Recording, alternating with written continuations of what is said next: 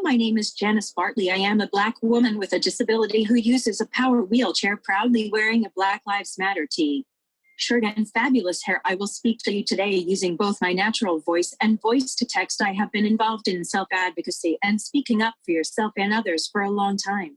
Hi, my name is Jennifer Bartlett. I'm a 50-year-old white woman with short brown hair. I'm wearing a green t-shirt, green V-neck t-shirt. I have cerebral palsy. Hello, my name is Michael Carbonaro. I am 25 years old. I'm an openly gay man with a disability. I have very short, I'm an exceptionally handsome young man with short hair, a green Calvin Klein t-shirt and basketball shorts, and a coral wall in my background. I am Bernard Carbonaro. I'm from New York City. I'm the guy with black t-shirt, the good-looking guy. I'm an advocate for myself and other people. I've been doing it since the day I came into the world. I looked at an institute called Wilbur for 18 years in my life. It was one of the horrible places I ever lived in my life.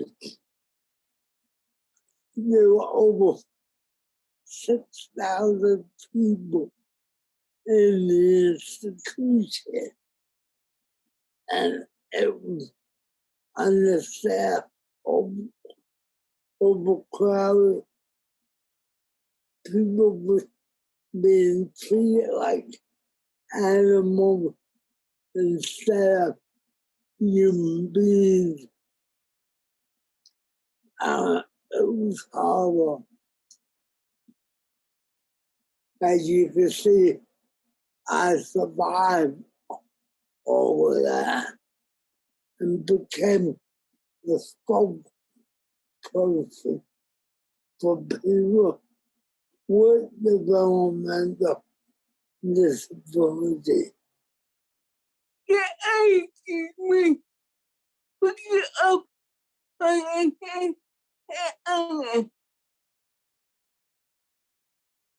Self-advocacy means speaking up for yourself and others. Your voice is an important tool in self-advocacy. I began to find my voice when I became involved with a networking project for women and girls with disabilities. I met strong people with disabilities that lived on their own, had jobs, kids, and were married or in relationships. I thought, if they could do it, why can't I? I became a self-advocate, and I learned a lot about myself: how to be strong, how to speak up, how to not take no for an answer, how to believe in myself, and how to have confidence in my own voice. Most importantly, I realized that my life was my own. My happiness was in my hands. I really blossomed. I used to shy away from talking with people because of my speech impairment, but now you can't shut me up. To me, self-advocacy means, particularly as a disabled person, I would say that that term relates mostly to disabled people rather than other communities, because disabled people really have to advocate to have a space in the world and to be able to do the things that typical people do. They really have to, even simple things, like going to the grocery store, not having 3 steps up, or the simplest things. And as a disabled person, you're sort of forced times into this role where you have to really speak up for yourself. Self-advocacy means to me standing up for others, and more importantly, standing up for yourself, especially standing up for those who are most needed and for those who don't have a voice. Self-advocacy is just a word. It means advocating for yourself, fighting for yourself, fighting for other people who don't have a voice. I've been doing this for over 50 years of my life.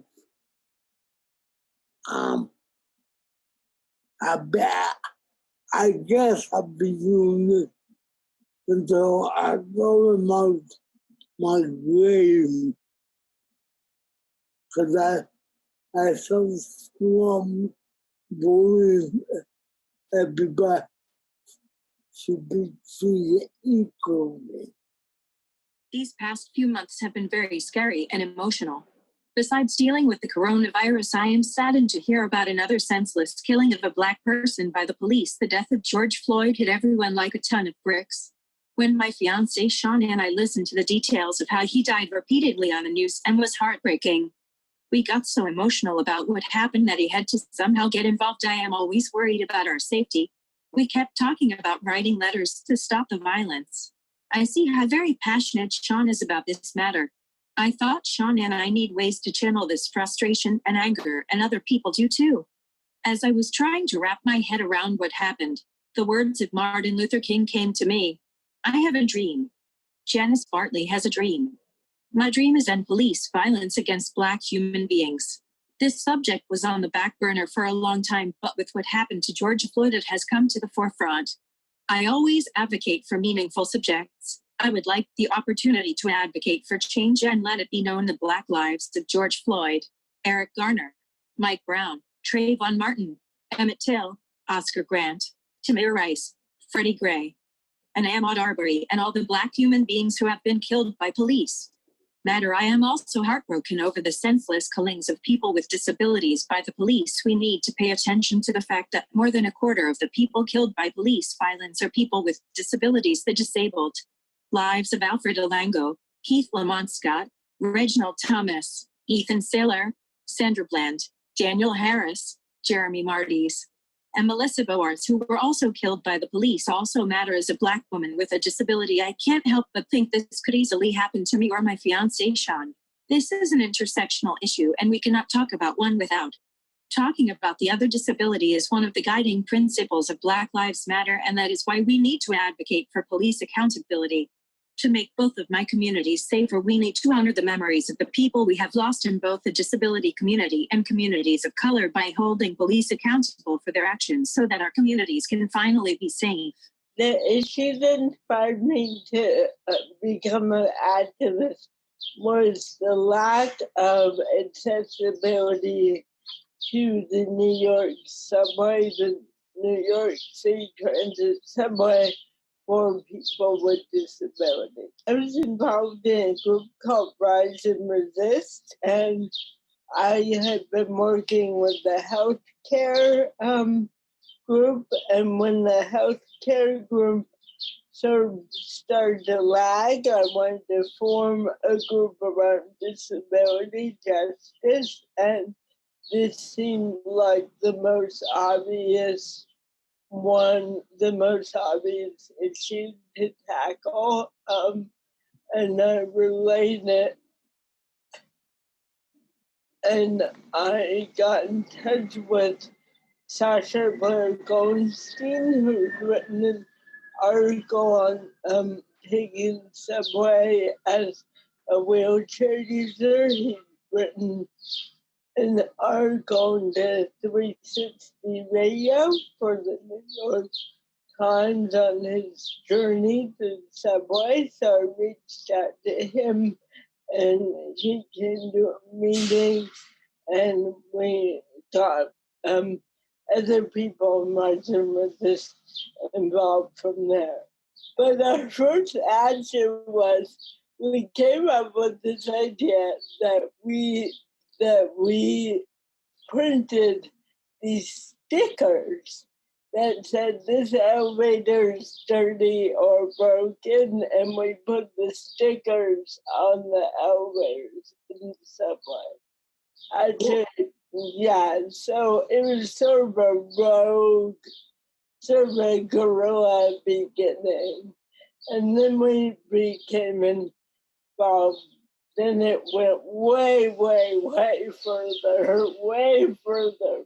Andy Byford agreed to go on ride along with me and Jessica Murray and their advocate named April, whose last name I can't remember. And we spent 3 hours together riding the subway, and Andy and I made a good connection, and I wanted to go work for him.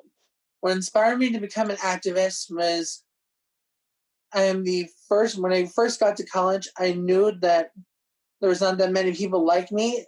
I am actually the first openly gay student in the Melissa Riggio higher education program at the College of Staten Island. And I personally feel, in my opinion, there was not that much representation in the disability and disability people in the LGBTQ community. And I just felt like there was not that much representation, and I took it upon myself to change that. I became active because back in the 70s and 80s, there were a lot of things going on. The gay movement, the women's movement, the civil rights movement, and that gave me an idea of me to start my own organization called Advocacy. I started and set up for people who are development disability, so they can have a platform to speak on. I'm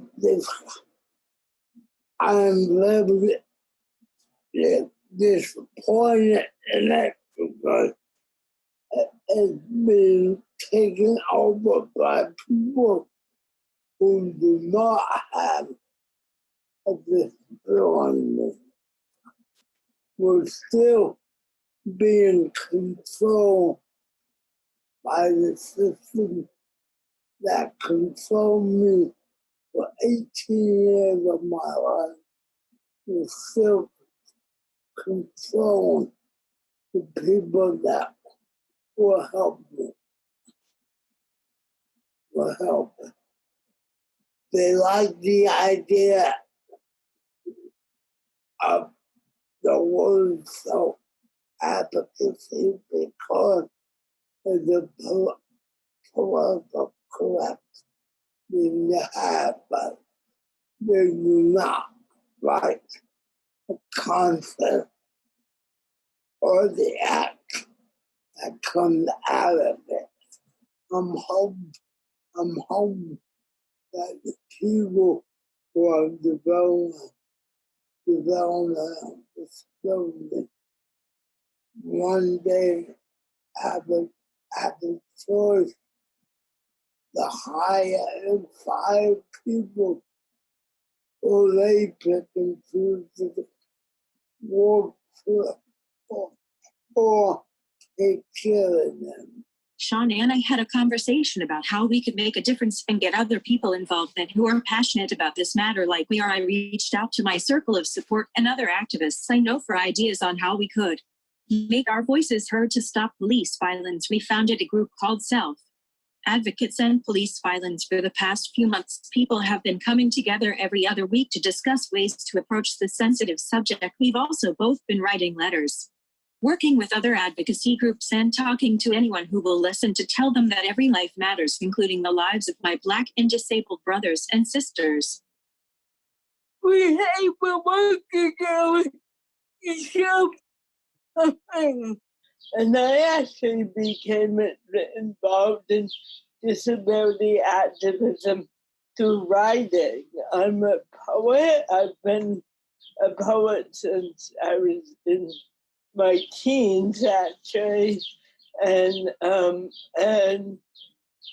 when I was 30, I started working for an online journal called We Media. That was an online journal magazine for people with disabilities. And it wasn't until I was 30 that I started to surround myself with other disabled people and learn about disability history and so on.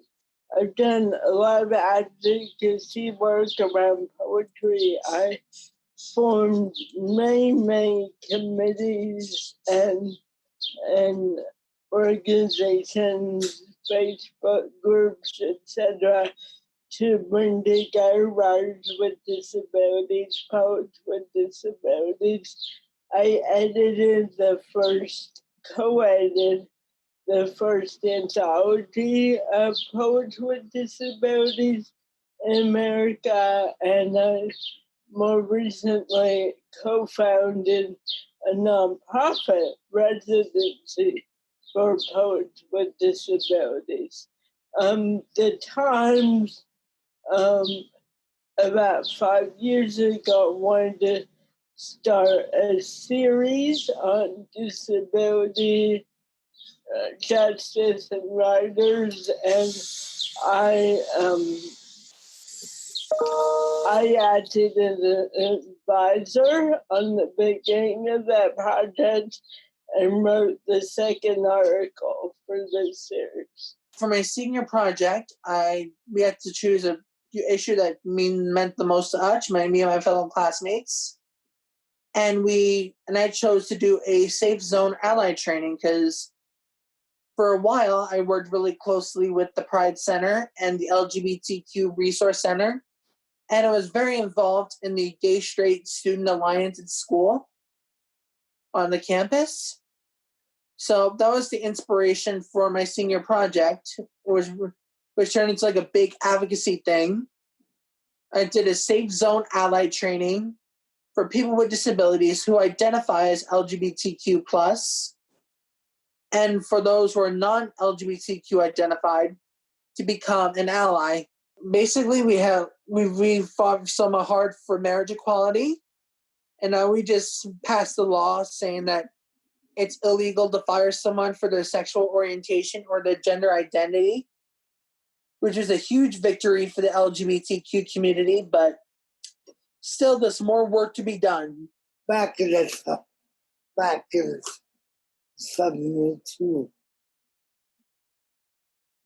That's when the whole world book storybook open.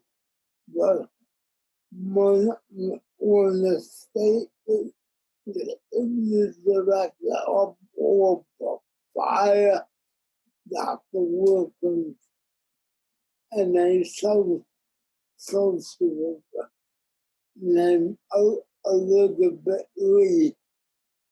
That's one brother. That's when Mike calling around us. And that's when everything went haywire. Because we were on TV night after night after night after night. I think for a whole month. And nobody knew about World Book before we made it public. And we started getting phone calls from everybody all over the world, all over the world. We in the headline yesterday night out. I mean, nobody knew this horrible nightmare that was going on in Louisville. People were being abused by staff, beating them with sticks, belt buckles, metal keychains. They used to shout at people out of the pill that they scrubbed the floors with. I mean, that was Scott. They treated people like animals. Yeah, you know how they line up the cows and get them behind the gate. Beautiful. The same thing they did for our people. They would sit and then they would naked, no clothes at all, until they got a shower.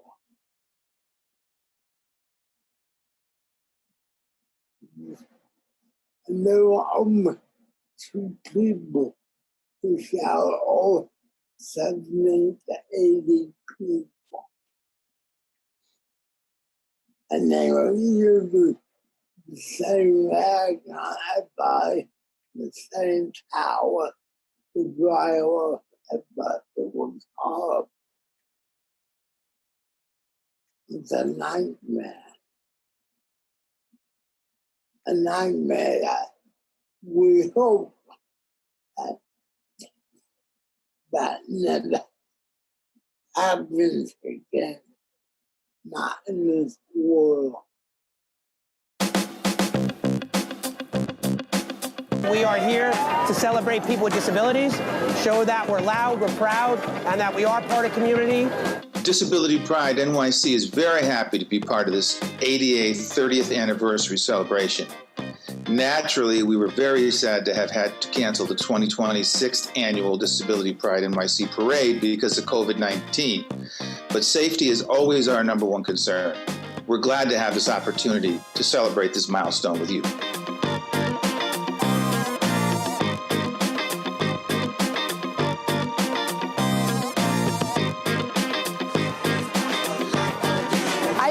Disability Pride Parade is really awesome. It's very large. I'm from California, and we don't have anything on this scale back home to celebrate disabilities. And I just think it's really great to see everybody, disability or not, along with our allies and people who fight for our rights, out together celebrating. Love it. I come every year. I've been here since the beginning, since the first one, and it's very exciting. I mean, rarely do you see such a diverse group of people performing such diverse music, you know? The Disability Pride NYC Parade is the biggest and brightest annual event in New York City history. It raises awareness, increases visibility, and promotes inclusion for the disability community. Nadina Laspina is an icon activist. I'm not an activist, I'm a jazz musician. So I just did this through pure willpower and love. So what you see is what love can do. Love is a powerful force.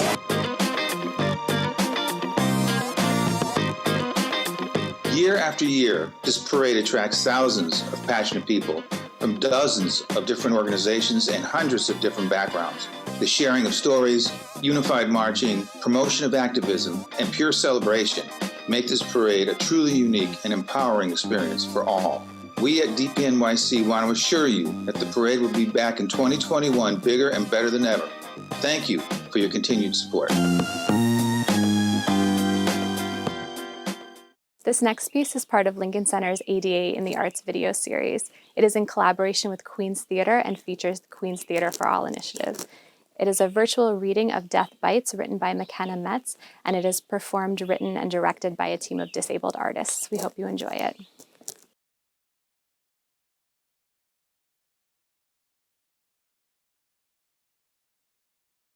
Hi, I'm McKenna. I'm the writer of Death Bites. I wrote the show because 6 years ago, I was diagnosed with a really rare disease. It's called aplastic anemia. And this is a chronic disease that can be cured with a bone marrow transplant or with medicine and steroids over time.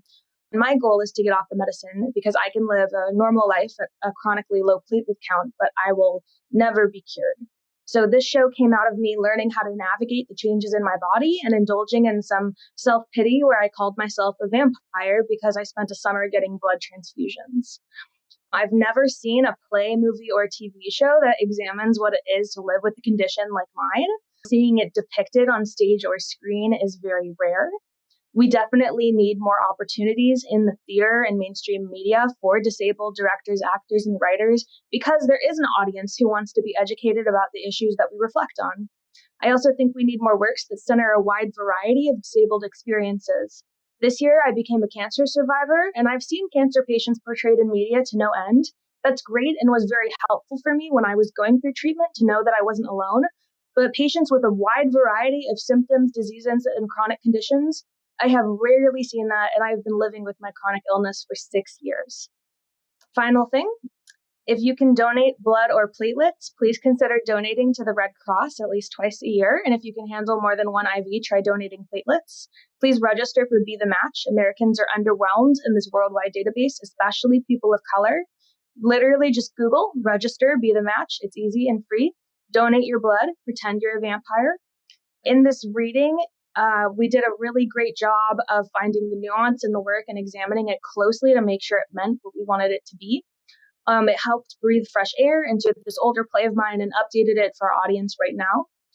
I really feel like it fits into the current world because there are more stories about chronic illness in the mainstream media, and there is a significant effort to engage and educate communities through these stories, which I think many theater companies are doing, yet it could go further. It always can go further. We adapted this play for Zoom by rephrasing stage directions with more or less action and trying to create more of a character for the person reading these stage directions and creating more tension in a camera-based environment. Thank you so much.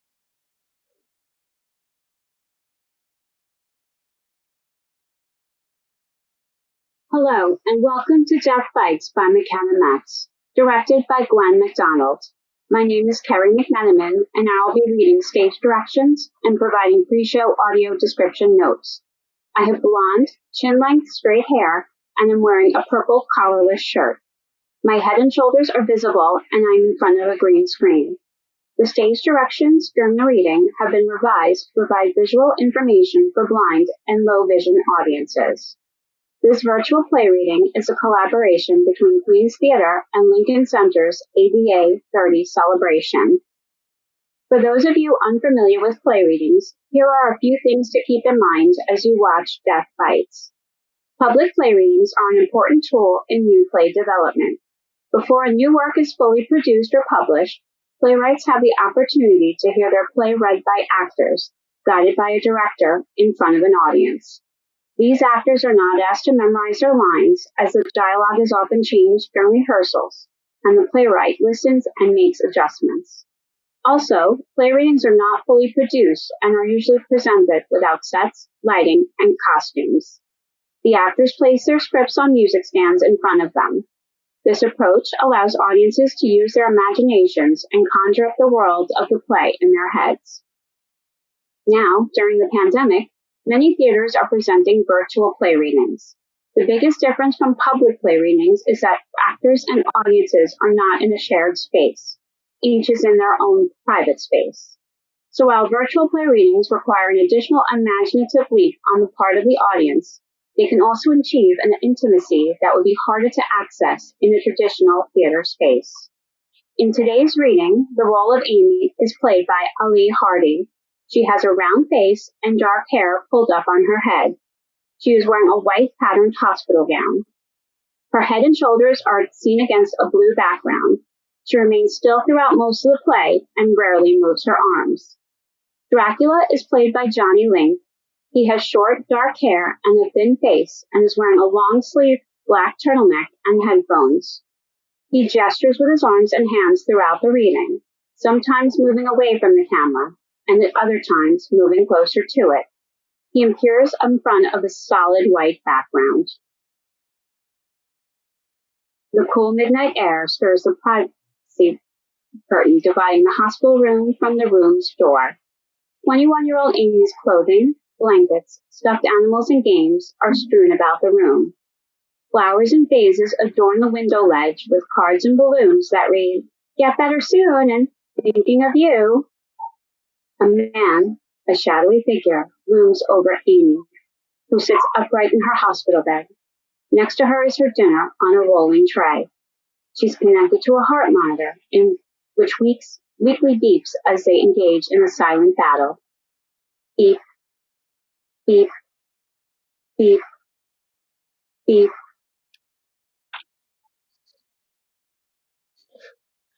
No. No. But you are almost dead, are you not? Just a little bite. Get out of my room before I call my nurse. Amy, all of the nurses have been hypnotized. They will not hear you. Go look in another den of shadows. Amy weakly throws her juice bottle at him. She misses. Den of shadows? Do I look like I lurk in den like bear? Amy arms herself with various condiments and jellos, readying herself for battle. Blood-sucking leech, let me die in peace. I'll only, drink, a little, ow. Stop that. I use echolocation. You are literally blinding me. You're not going to drink my blood, child of the night. But you are dying. I know I'm dying. It's all anybody talks about. Then what's the harm in letting me have a little taste, It's all I have left. I know you're close to death. Don't you want to help poor starving vampire have teeny tiny snack? You die anyway, and I go on my merry way, never to be seen again. Do you have to ask permission? You can't just kill me. Oh wait, you crossed the threshold. No. I can enter a room like anyone else. The room is an extension of the hospital, therefore its whole interior is permissible. Why am I explaining this to you? I just like to ask dying people if it's okay to suck blood. I'm not only vampire who prefers meals to be dying already. Helps with feeling guilty. Usually people say yes, they want me to drain them so they die faster. It's just part of my job. Feeding myself to save the world. Saving who? You're a murderer. Get out of my room or I will start throwing things again. Wait, are those fangs even real? I just saw dentists. Don't look at them. Their glow will literally blind you. Okay. Amy, I am confused. I am vampire, like you say. Garlic hating and all. I am offering you shots at good death. Better than this current death. You know your blood is almost kaput, gone. You have days left, maybe hours. I am hungry and has been long century. Let me help you. I don't need your help. I'm just weak. You're basically falling over. Here's a chair. Jeez. I know my body isn't working. I can barely catch my breath. It's working so bad. Side effect, not enough blood in my body. 200 million people have this disease, and of course, they couldn't find a bone marrow match for me. Instead, I got steroids and medicine, and guess what? It wasn't enough. My body just doesn't want to produce cells. I wanted to go on adventures. See the world. Maybe travel to Asia or Europe or Australia. Backpacking through countries. Taking the train everywhere. And then one day, I'd meet a guy at a hostel in Paris. And we'd dance on the sand and drink champagne and laugh at the tourists hoping for directions from the locals. And then we'd fall in love. And we'd buy a house outside the city and raise 3 kids. Emma, Jasper, and Pierre. And then we'd retire on a farm in lavender country, and we'd milk goats and make soap, and now that possibility is just gone. My life has been hospitals and mom and dad fighting over the bills and trying to get my damn specialty medication from the pharmacy, and time is precious.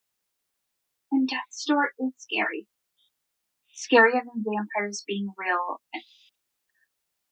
I don't know what happens when you die. And so I just want to be here for as long as possible, and Dracula is drowning in the torrent of her information. Are you even paying attention? Are you sure you're not part vampire already? Your hypnosis seems to work quite effectively. I think we're done here. Go out. Yep, that's it. Find another person to assuage your murderous guilt. Just the way you came in. Turn back into a bat and off you go. A happier, nay, better Dracula than before. Oh my, I am very flattered, but you have this wrong. I am not Dracula, not the big D. No, no, no. Well, sorry for the mix-up. Okay, bye. I am a Dracula. It is a very important distinction. Yes, I am Groot. We are Groot. We are all Dracula. Yes, exactly. We say the plural of a Dracula is Dracula. We are all Dracula, like moose. So let me get this straight. Every single vampire in the world is named Dracula. Yes. Well, at first, it's tradition to honor our first creator for about the first 500 years. And everything we wear, from our devastating capes to our sharp teeth on display, and our glorious accents, and I knew it! Dracula crosses his hands over his chest in a proud gesture. It is an honor to have a fake accent for 500 years. Oh, I forgot how annoying teeny little miserable humans can be. If the accent is fake, you probably are too. I bet the whole bat thing was just like an illusion or something, huh? Are you a street magician? Where's your partner? Putting on a turtleneck so he can perform tricks too? Or am I just bad shit? And this is just like a manifestation of my like fear or something, right? A hallucination from all the medication? Like I'm afraid of you. Well, you know what? I can kill you just as easily as you can kill me. It's not a stake, but it'll have to do. She brandishes a knitting needle. Wow, a knitting needle, so scary. You cannot knit me. I am a Dracula. I am one of many, and I have been here for centuries, seen things you'd never even dream of. I've watched the powers that be rise and fall, observed mysteries your fragile mind couldn't even possibly handle. I've witnessed wonders and terrors and... Amy stares at him with awe. Why are you looking at me like that? You could turn me. What? You could turn me into a vampire. You want me to make you vampire? Undead, drinks blood, allergic to crosses and sunlight. Absolutely. No way. What about the murdering, the pillaging? What would your parents think? My parents have always encouraged me to follow my dreams. They'd want me to do this. I'd get a chance at a normal, well, mostly normal life. I can help give them the golden years they deserve by, like, leaving them presents for the next 100 years or something. Anyway, I'll figure it out, and meanwhile, I can finally go on an adventure. I won't be weak or out of breath or low in my counts at all. I'd just be, undead. Is that politically correct? You said you wanted to drink my blood. Amy, your parents would care about your body. If it just vanished, they would be miserable. My parents could not find my body, and it tore them apart. They probably thought it vanished on a plague cart or was cut up and sold as exotic meat. It must have been horrible. They had no burial mound to attend to, no grave marker to commemorate my existence. You have no idea what watching that happen was like. Being a new vampire is terrible. My parents deserve a life of their own, not one where all they do is take care of me. And who needs a tombstone when I could ask to be cremated? They could hold my urn every day and think about me. And I'd be around to make sure that they'd have a good life. Look, I'm already used to blood. It doesn't gross me out because of all the transfusions. I've been sick for years. Yeah, well, murdering people is its own kind of sickness. I understand where you are coming from. Really, my life wasn't that great either. I mean, who wants to be a cartographer or tend a sheep for a living? I just don't think this is the right path for you. Being a vampire is a curse. You'll want to hurt people, and that urge takes years, if not decades, to master. It can be a very sad, lonely life. Do you think I would want that for you? Do you think I wanted that for me? I don't know what you've been through, and I'm sorry your parents had no closure. But mine would. And then they would live. And I want to live too. Well, being a vampire isn't living. It'd be a new adventure. A new beginning. Isn't that what life's about? Second chance. You're not becoming a vampire. End of discussion. I will go find new midnight snack. You know where the geriatric ward is? Dracula disappears as Amy stabs her arm with a sharp knitting needle and bleeds. She thrusts a bloody rag towards him. Smell that? Salty and rusty and delicious, right? Dracula is drawn back into her room. My tasty, warm blood. Just look at it trickling out. Juicy, red, right here for the taking. I promise it won't clot, but it will run out if you don't drink it. And then my death will be for nothing. The odor of fresh blood mesmerizes him. No. You are better than these animal instincts. Let me bite you. Is that how it works? Give me your arm. Amy, I was changed against my will.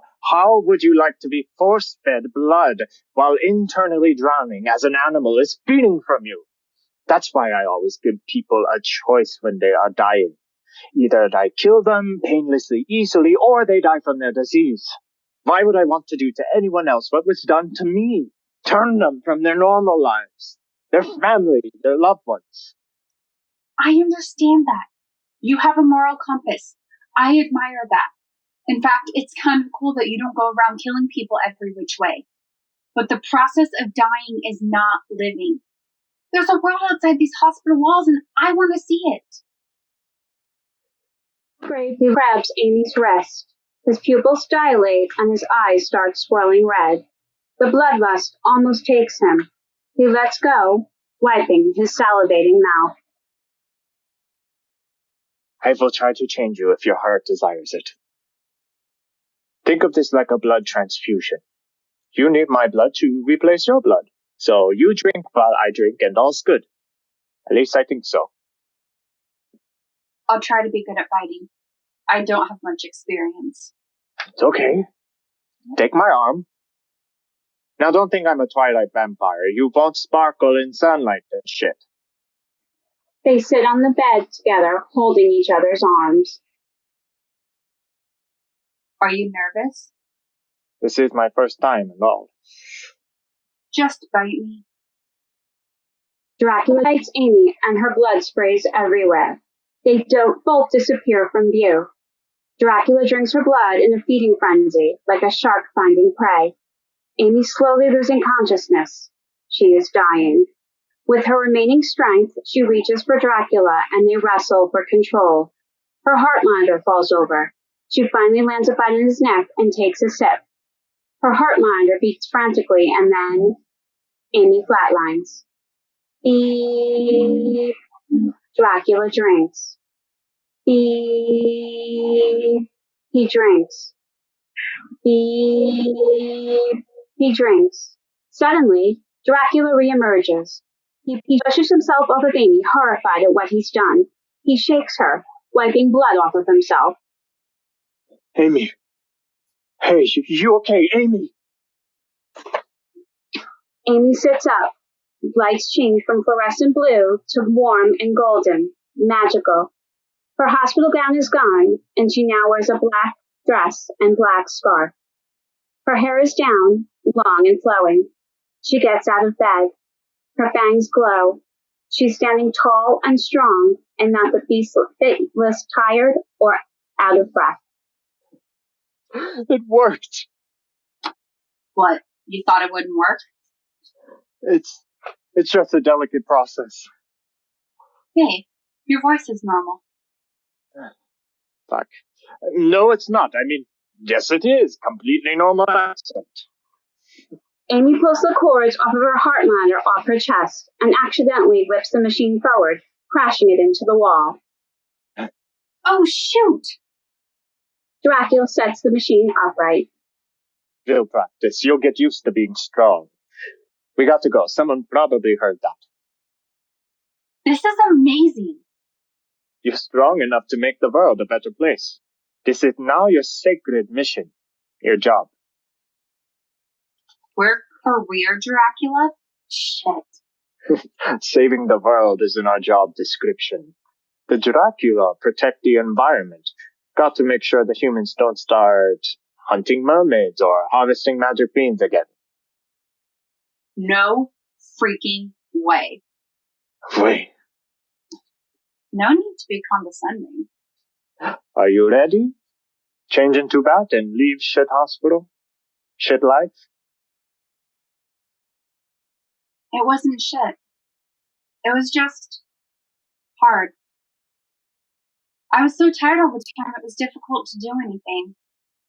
But I guess shit happens and we reset our expectations. So if being a vampire is my new disease, then call me sick. Whether a disease or sucking people's blood, it shouldn't hold you back from experiencing life. We have to make do with the cards we've been dealt.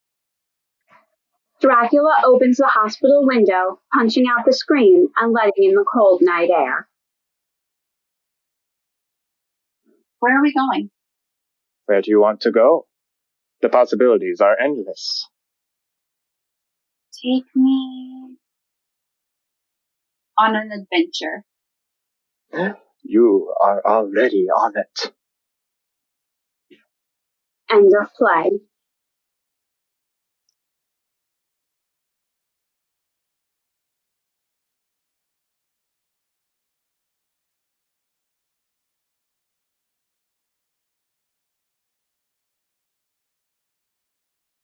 ADA in the Arts, celebrating the work of disabled artists in honor of the 30th anniversary of the Americans with Disabilities Act.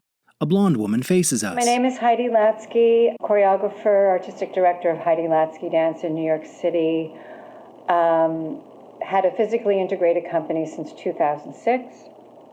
In 2015, for the 25th anniversary of the ADA, the MOPD commissioned me to create guerrilla art, just art to expose people to people with disabilities throughout the 5 boroughs of New York. And that was the genesis of a piece I call On Display, which was a live sculpture court where the performers are actually the sculptures and where passersby have the opportunity to get very close and intimate with all the performers/sculptures.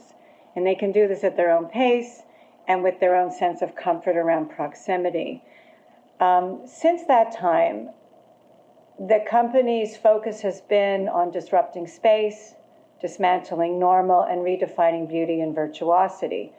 So during this COVID experience, the endlessly puzzling question for me has been, how do I continue to do my work that is impactful, and how do I carry out our mission, which is to shift people's perceptions around disability dance and art. This film, Solo Flight, is the first of a series of both live and virtual experiences that speak to the isolation of all of us during this pandemic, Quite literally, it was created during quarantine and then 2 weeks after the protest began, which I believe has been subliminally influential in my putting this together.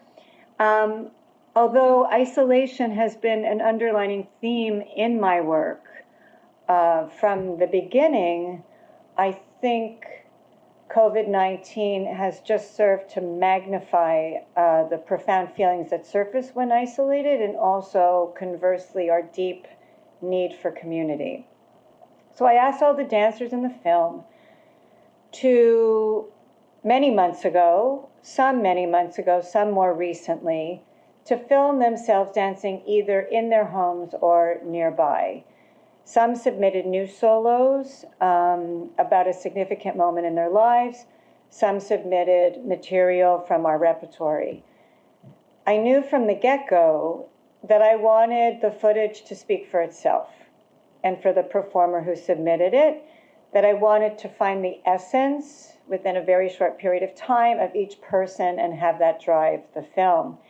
And especially in these current times, I feel strongly that my role as a creator is to provide a structure that would serve as a platform for the diverse voices embodied in the film. So to have Solo Flight, part of the Lincoln Center ADA 30 celebration, is as exciting as it is profound. To be able to share the beauty of the dancers in Solo Flight with a wide audience gives me an incredible joy and hope for the future for our art form, and I thank everyone who has made this film possible. The image cuts to black. A bird flies straight up in stop motion, set against the gray, cloudy sky. Text reads, Solo Flight, ADA 30. In black and white footage, a man in a dark sleeveless shirt with legs that end at his calves sits motionless in a long apartment hallway lined with shelves, perched on the edge of a wheelchair. His arms are spread, palms raised, and his eyes are closed. He remains serene, near motionless. In color footage, a thin woman in a gray miniskirt and dark sweater dances on a beach, backed by a gentle surf. She swings her arms and crouches low in fluid motions. In the apartment, the man in the sleeveless shirt slowly turns his head. He tips his body, pointing one hand at the floor and the other at the ceiling. On the beach, the woman continues to dance as a lone boat passes behind her. She kicks with a pointed toe, then spins and kicks again. In the apartment, the man faces us and sweeps his arms overhead in a circle. He reaches for the ceiling, then extends his hands toward us, palms open. On a near-empty sidewalk, color footage shows a man in a wheelchair facing us. He bends forward and touches the ground, then crosses his wrists and slowly sits up. He leans back with his hands crossed over his chest, then slowly opens his arms wide. On the street, cars continue to drive past him. A handsome older white woman with silver hair faces us. This is you. Elsewhere, also in black and white, a face stares at us, partially obscured by a smooth, shiny object. A white woman rests her head on her shoulder. In another room, a tall black man in a white t-shirt stands and stares at us.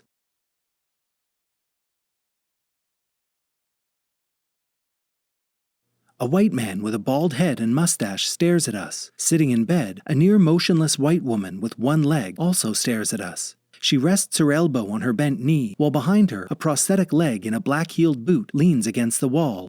In a narrow hallway, a black woman in a patterned dress faces us in her wheelchair, moving her arms in exaggerated gestures. Continuing the pattern of color footage outdoors and black and white indoors, a young Asian man in a white hat grooves in a park. Inside, the bald white man rubs his head and face. The woman in the narrow hallway presses her palms together, then raises her hands over her head. She moves her hands like waves as she lowers them to her face.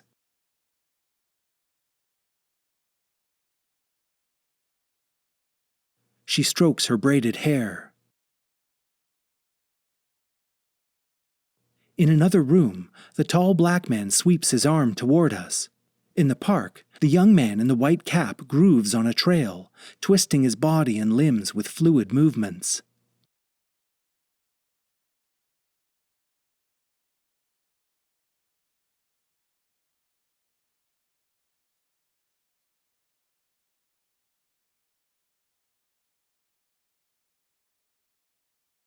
The man on the sidewalk bends to one side and turns to face the sky. A white woman with no legs and tattoos on her back does a controlled handstand in her living room, while a wheelchair sits empty in the background.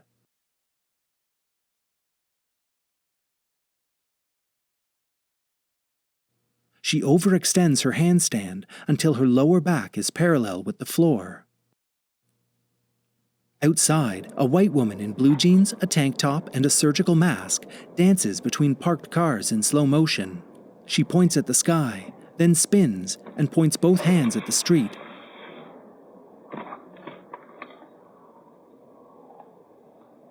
In his apartment, the man in the sleeveless shirt leans forward in his wheelchair, staring at the floor. He points one hand at the ceiling and the other at the floor, then shifts his shoulders and switches hands. He throws his arms open, as does the tall black man. Various dancers move in their separate homes, including a pregnant white woman in a near indiscernible bikini. She rolls her hips and spins. The man in his apartment points, and the woman on the beach dances in the sand. A white woman in a flowing blouse poses before a pair of windows, and the dancer on the beach moves her arms like a rigid swimmer. In front of the windows, the woman rolls her head, whipping her long ponytail in circles. The dancer on the beach stands motionless. The silver-haired woman. A swollen river. You probably call it the Nile. The woman at the windows waves her arms behind her back in slow motion. She throws her arms in the air and faces the ceiling. Then crouches and pitches forward. Elsewhere, a face is partially obscured by a smooth, shiny object.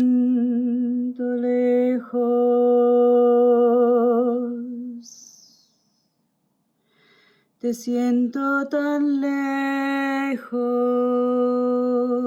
In his apartment, the man in the sleeveless shirt spins in his wheelchair. Outside, a woman signs with graceful gestures.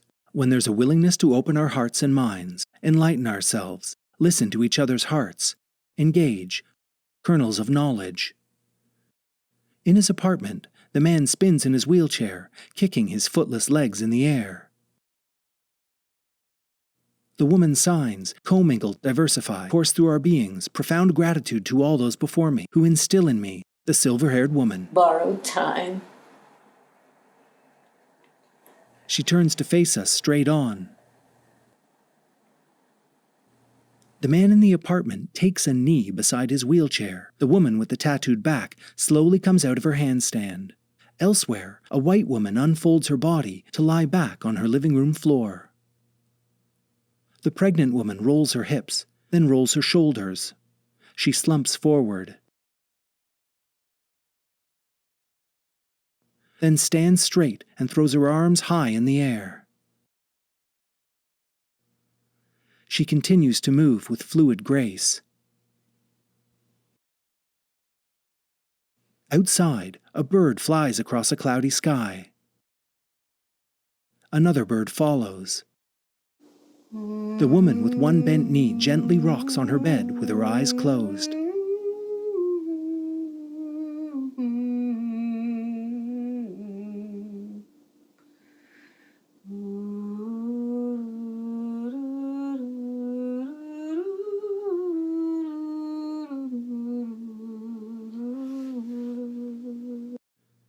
In his apartment, the man in the sleeveless shirt sits on his overturned wheelchair, spinning on the free wheel. He gestures with his hands as he spins round and round.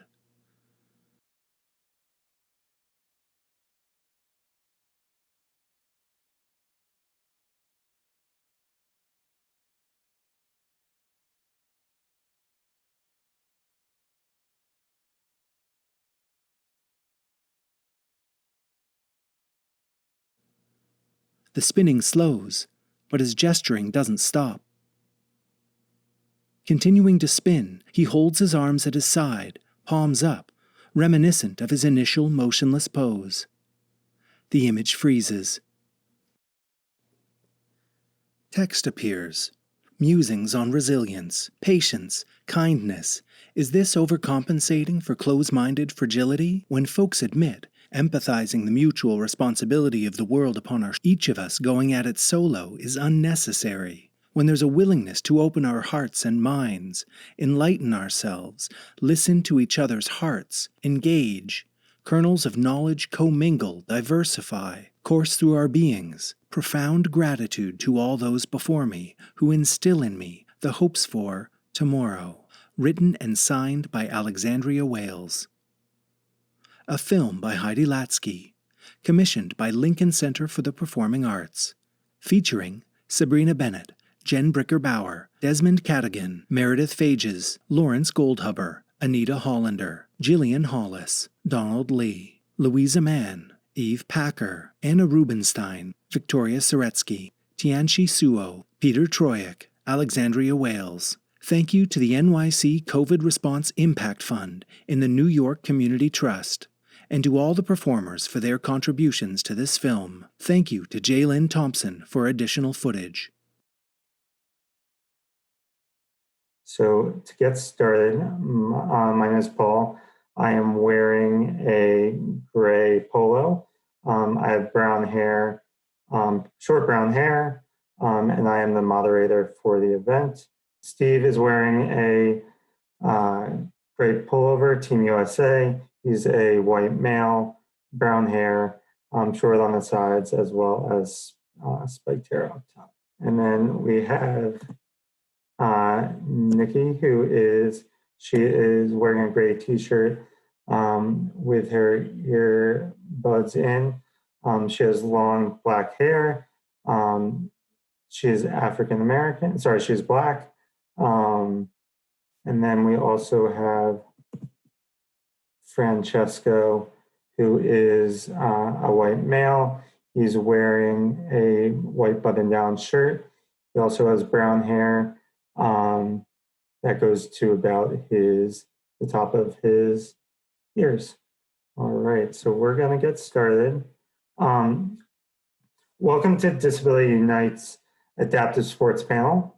Today we're going to talk about adaptive and Paralympic sport. 30 years with the ADA. We're going to take a look back as well as look into the future. My name is Paul Ward, and I am the Adaptive Programming Coordinator for NYC Parks and will be the moderator for this panel. We're extremely lucky to have three very accomplished athletes and people with us today. First, if you guys don't mind, could you say your first and last name for us so that we have that on record? Nicki, can you go first for us? Nicki Nieves. Great, thank you. So first we have Nicki Nieves, who is currently on the women's national sitting volleyball team. She competed in the 2016 Paralympic Games, winning gold in Rio.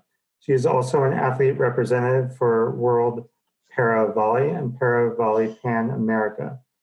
Nicki also created and manages a nonprofit called Limitless People, Inc., where she provides free clinics, volleyball training, and feeds those less fortunate. Second, we have Steve Serio, who is a three-time Paralympian and co-captain of the USA men's national wheelchair basketball team. They won gold at the 2016 Paralympic Games in Rio and bronze at the 2012 Paralympic Games in London. Finally, we have Francesco Magisano, who is an elite para triathlete and cyclist who races for both his home team, triachiles, as well as representing the USA on the national and international levels. His current goal is to race at the 2021 Paralympic Games in Tokyo. So thank you all for spending some time with us today. I want to get right kind of into the questions for you guys. My first main question is so we can get a little bit more background on each of you.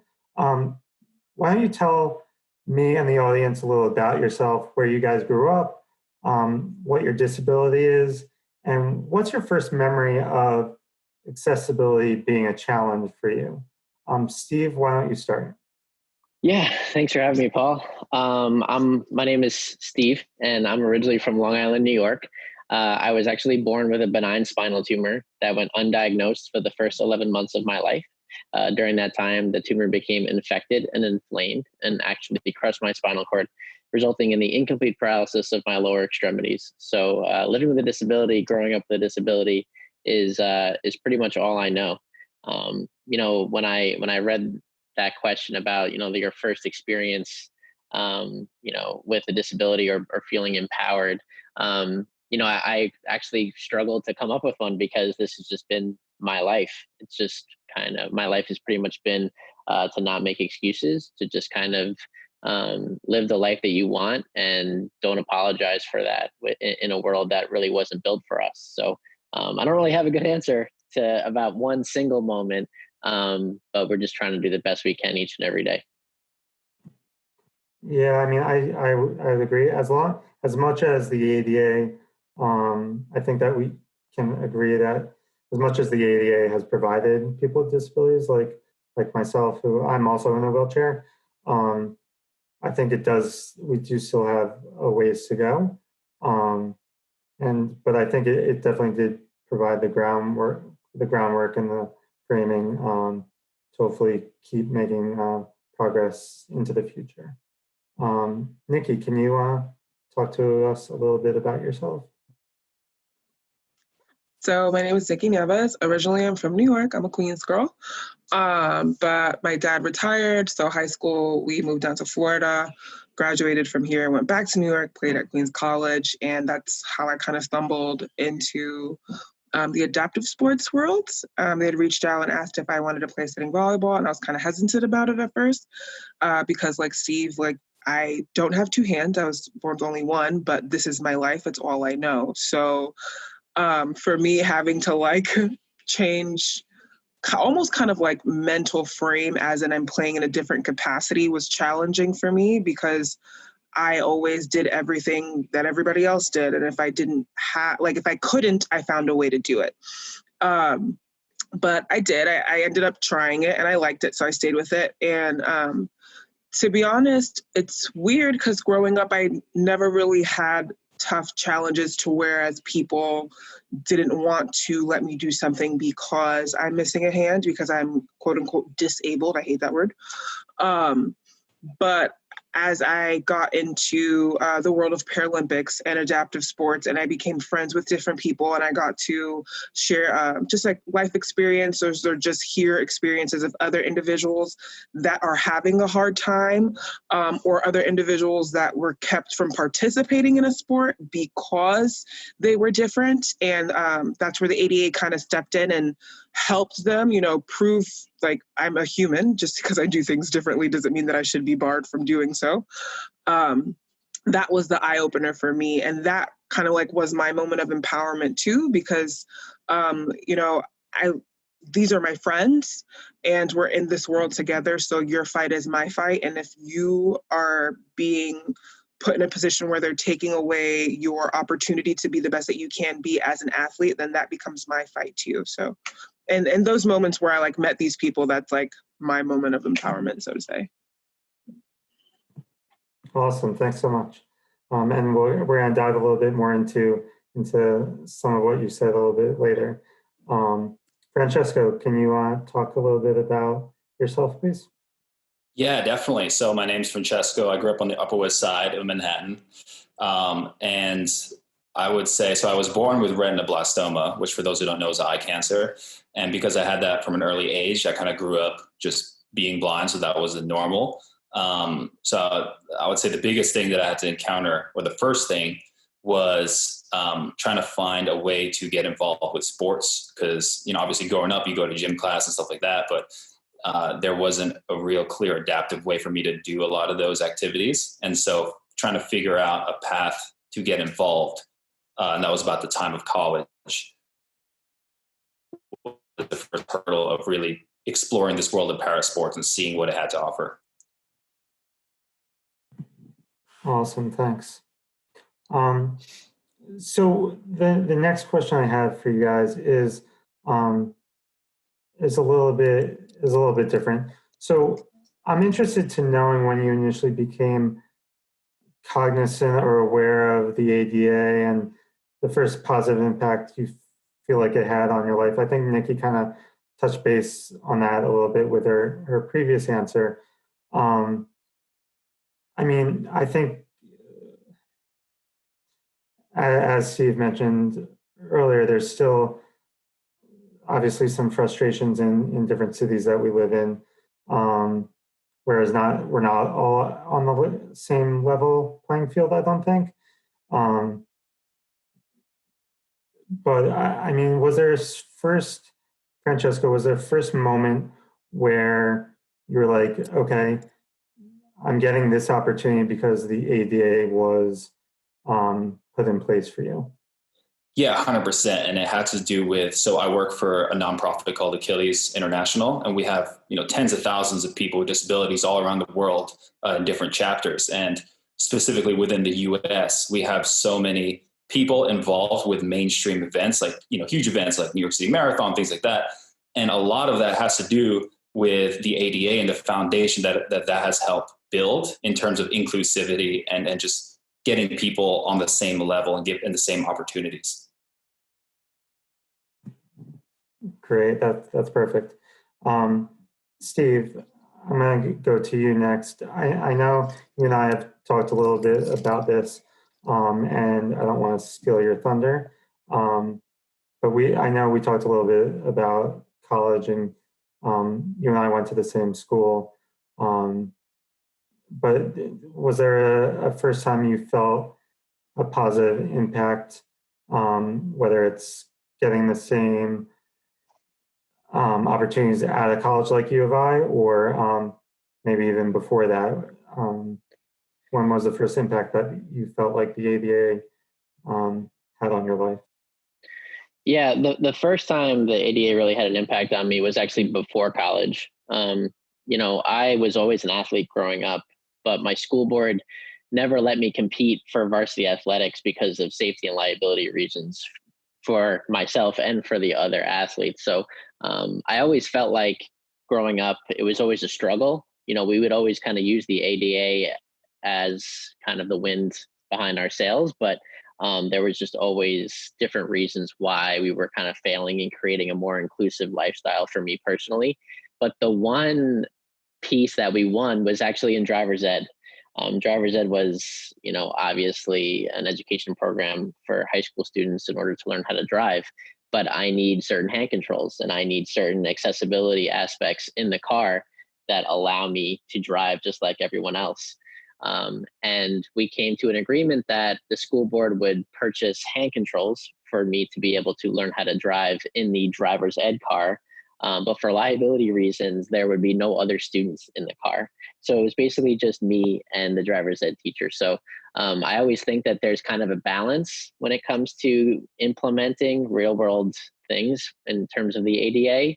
But that was the first time in my life that I really remember fighting for something that I was privileged to, although that there were some people that wanted to maybe not give me the access to that program. So I'm glad we won because driving is a pretty cool aspect of growing up with certain changes and certain differences that all the other kids had in their development. Awesome, thanks. Nicki, did you have anything to kind of add to what you said before? Was there, I know you kind of mentioned in college when you had, or maybe it was right before college. I can't really remember where you were recruited to play sit volleyball. But before that, was there any? Did the ADA have any sort of positive impact in your growing up, or getting you on similar playing field as some of the people you went to school with? I want to say that the coaches that I have, and I know one of them for sure, are very aware of the ADA and how it protects us as individuals. So, of course, when you meet any new coach, there's always going to be kind of like that fear of you being able to perform what they're asking you to do. But I know because of the ADA, it's like, okay, you can't just shun me and tell me no. You have to let me try and adapt to what you're asking me and actually see if I can perform it. And I'm really thankful for that. And like you had mentioned before, not all cities are as progressive. Even hearing like nightmare stories nowadays, I'm like, what? Like, at least let the kid try it. Like, you can't just look at them and tell them no, you know? But I'm very, very thankful for the life that I've had and for the coaches that are aware of it and know that like that's kind of like my backup. Awesome. Now, I want to talk a little bit more about each of your sport journey. Now, and each of you guys have a different disability. Francesco, do you remember when or where the love of your sport started? Like when you fell in love with being a triathlete, or if it was cycling at first, or yeah, definitely. Yeah. Definitely. So it all started actually during my first race. And the way I got involved was super unorthodox because I actually powerlifted when I was in high school and college. And I met a guy who participated in triathlon with Achilles in a supermarket checkout line. And he just saw my cane, was like, hey bro, you should show up to the park, like do some triathlons. And so that was how I first heard about it. And then a few months after that, I did my first race and I just absolutely loved it. Like the feeling of racing and, like competing against your buddies, it's like nothing else. For sure. And I can imagine that kind of fueled your fire to keep on going. Of course. You want to beat your friends. Right. Exactly. Definitely. And it's awesome that you've been able to get to a place where you might have the opportunity to represent your country. Yeah. Nicki, what about you? For me, it's kind of weird because I've always loved volleyball, but I feel like I fell in love with it more when I started playing sitting. And I don't know, for me, sitting volleyball is like the neutralizer. Like it can go for anybody. You can be able-bodied, you can be disabled, but everybody can sit down and play it. And it just gave me such an appreciation for just like the camaraderie that it creates and the family that it creates. And because I've been playing it for so long, and the lifetime of an athlete within sitting volleyball might be different than the lifetime of an athlete that's in traditional volleyball, these are some of the same girls that I've seen for years now, and some of the same teams that I've played that become my friends. So it's kind of just like this world of just like friends and family, and you're like watching these people grow up and watching them like coach their kids how to play traditional volleyball or sitting volleyball, and just watching your sport spread as a whole. That's like when I was just like, man, I really love it. And it kind of like, it's kind of weird because sometimes, people are like, what do you do outside of volleyball? But then, you create this little life of volleyball outside of volleyball. So it just kind of like continues. But for me, definitely playing sitting volleyball has like made my love for the game times 1,000. Definitely. Like I know with playing wheelchair basketball, like just throughout the years, it's such something that's so unique to sport in general, where you're meeting these people who are very similar to you, and then you slowly kind of move up the ranks with them, and you create this community where you can kind of relate to them, and you have all these shared experiences that are so unique to you in those relationships, and it's so special. And I don't think it can be replaced compared to like people who haven't played a sport before. It's a unique situation, I think. Steve, what about yourself? Yeah, so I've always been an athlete ever since I was young, but during childhood, my athletic experiences were really just about hanging with my friends. I didn't know anything about the world of adaptive sports. And basically what I did as an athlete is I would try to fit into the world of able-bodied athletics. And we would always make accommodations for, what I could and couldn't do. Like, for instance, I was a big baseball fan growing up. And when it was my turn to hit, I would get up to the plate, I would hit the ball, but then one of my friends would run down to first. And then I would take his or her place when the play was stopped. And, my life was about trying to fit in to an able-bodied world. And then when I was about 15 years old, through a physical therapist, I found wheelchair basketball. And I tell people I haven't left the gym since. And what wheelchair basketball really did was it allowed me to embrace the things that make me unique and embrace the things that make me different. And for the first time in my life, I wasn't ashamed of being disabled. I wasn't ashamed of being different. And a complete new world was opened up to me. And that's why it's not necessarily just about the wins or losses or the accomplishments that we all collectively have on the field of play, but it's really about opening up this new world with people who have similar experiences to us. And instead of us trying to fit into the world around us, this world was created for us. And that's why it's so powerful and such an inclusive environment for all people. And it's one of the most powerful experiences that I've had in my entire life. Kind of, I'm going to skip around a little bit, but kind of going off what you said there, I think being a person with a disability, and you kind of brought it up right there, Steve, like, I think a lot of us, we have, at least I've been fortunate enough, or very fortunate to have parents who are supportive and or family members who are there and want to do the best they can or put us in the best situations to succeed.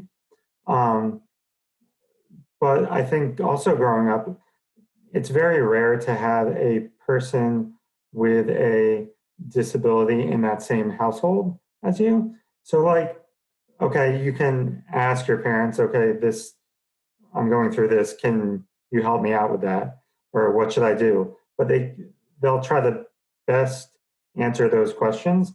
But as I'm an adult now and kind of looking back at things, like they're kind of winging it, So,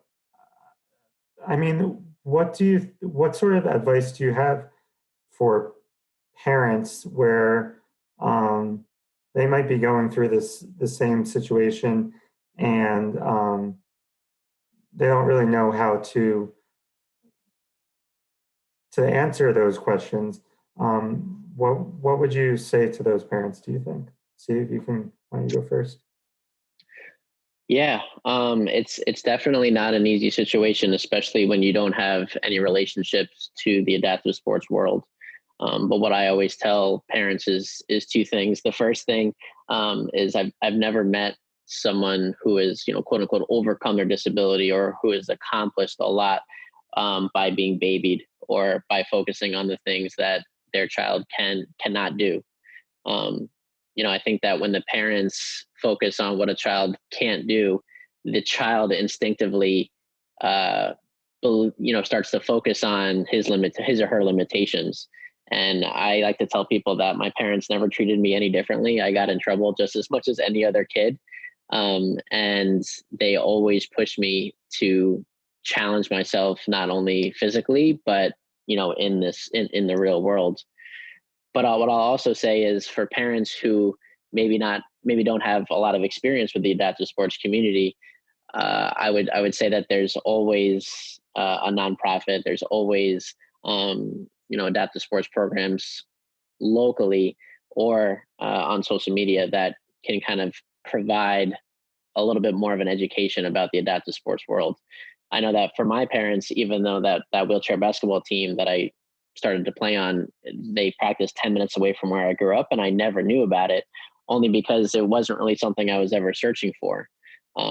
But as parents of a child with a disability, you want to create as many opportunities for that child as possible, whether that be in the athletics world or something else. And I would say that the adaptive sports community is one of the most welcoming and open-minded communities that we have, because everybody understands the power of being different and the power of everyone's differences, and how to use that to your advantage and how to use that in a positive way. So I would just encourage them to seek out as many resources and create as many opportunities for their child as humanly possible. Great. Nicki, do you have anything to kind of add off that? I know kind of let me just go with, do you have anything to add off that? I'm just going to say I completely agree with Steve. Finding community is really important, and I didn't realize that until I got older. But just little things, like little nuances, like, oh, you hold things in your elbow? Why didn't I think of that? Or like, oh, let me tell you how I got over this, so you're not wondering how to do it for the next 10 years instead of just tackling it now, you know? So finding community is really important and encouraging. Just like Steve, like not once did my parents ever say, oh, well, you know, you only have one hand, maybe you shouldn't. No, they were always like, okay, bye, like go try it.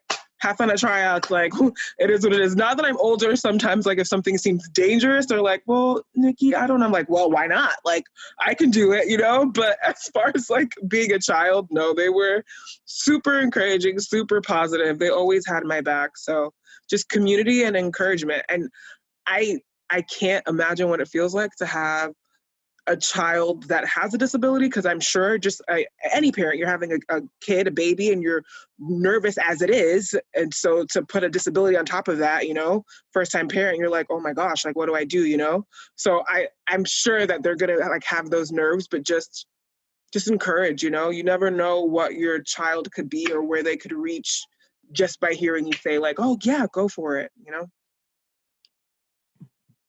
And yeah, definitely.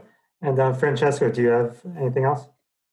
Yeah, I mean, they absolutely said it perfectly. I love the idea of focusing on what you can do and not what you can't do. And you might not know what you can do until you try a bunch of times, and, you know, obviously you'll fail.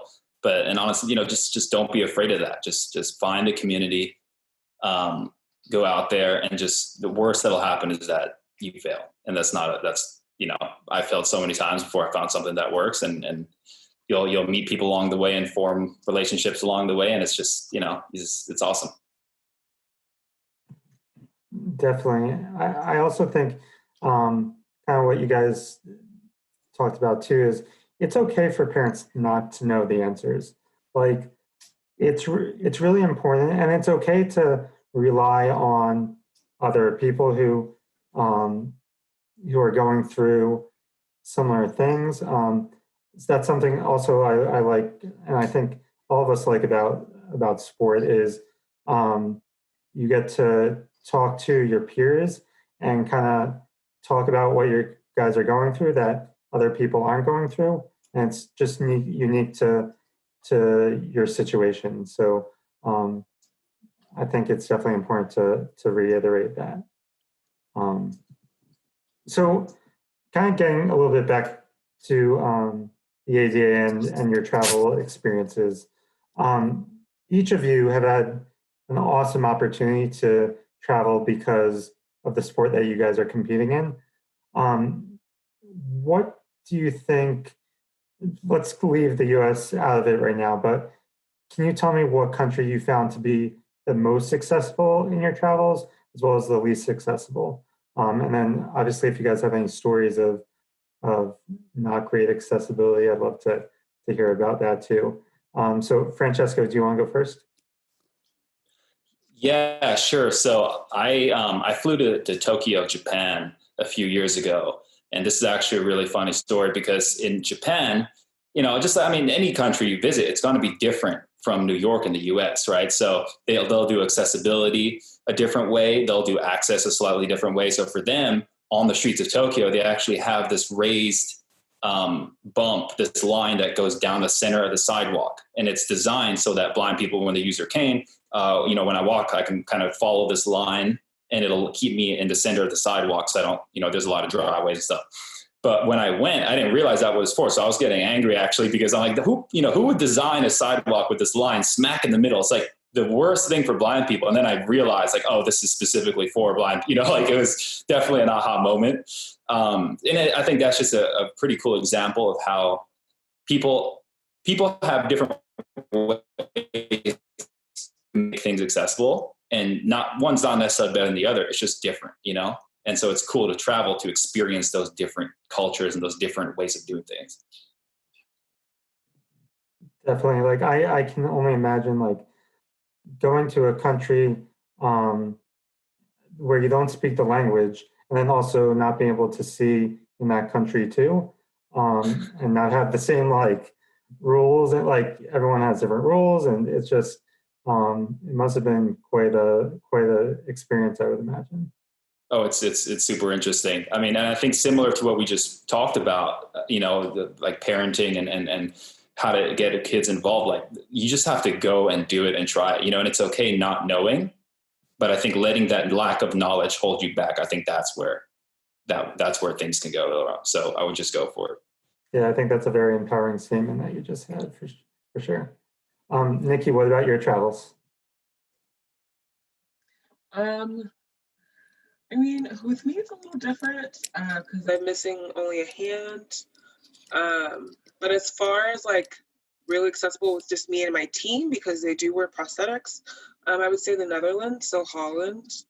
I can't remember a time where we've ever had any issues.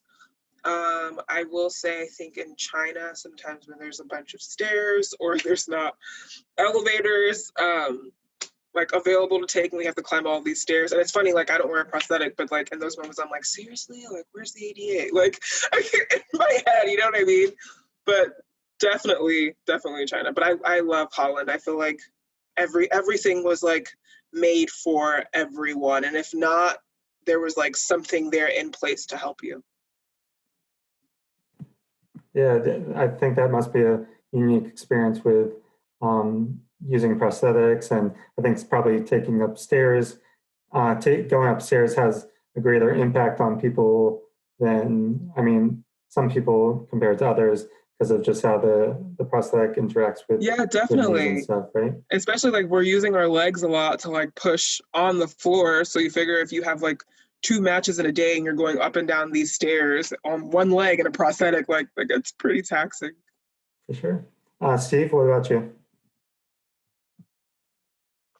Yeah.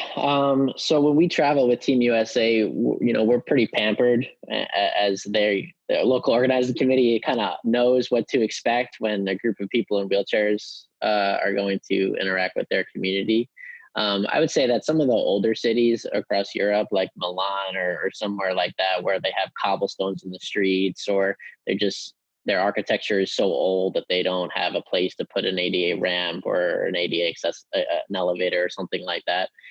Those have presented some challenges to us. To be honest, I think, as you know, Paul, living in New York City in a wheelchair is not the easiest. There's definitely some pieces in place that allow us to use public transportation, but I think it can always improve. The places that I've been to with the great accessibility is, like Francesco said, Tokyo is one of the places that really understands how to use different aspects of their community to be as inclusive as possible. While also, I lived in Germany for 5 years, and Germany is one of those places that takes disability and inclusivity extremely seriously, as they make accommodations throughout their community in terms of public transportation, in terms of having a companion, in terms of making sure that each building has some form of accessibility to everybody. So those are some pros and cons. Awesome, thanks very much.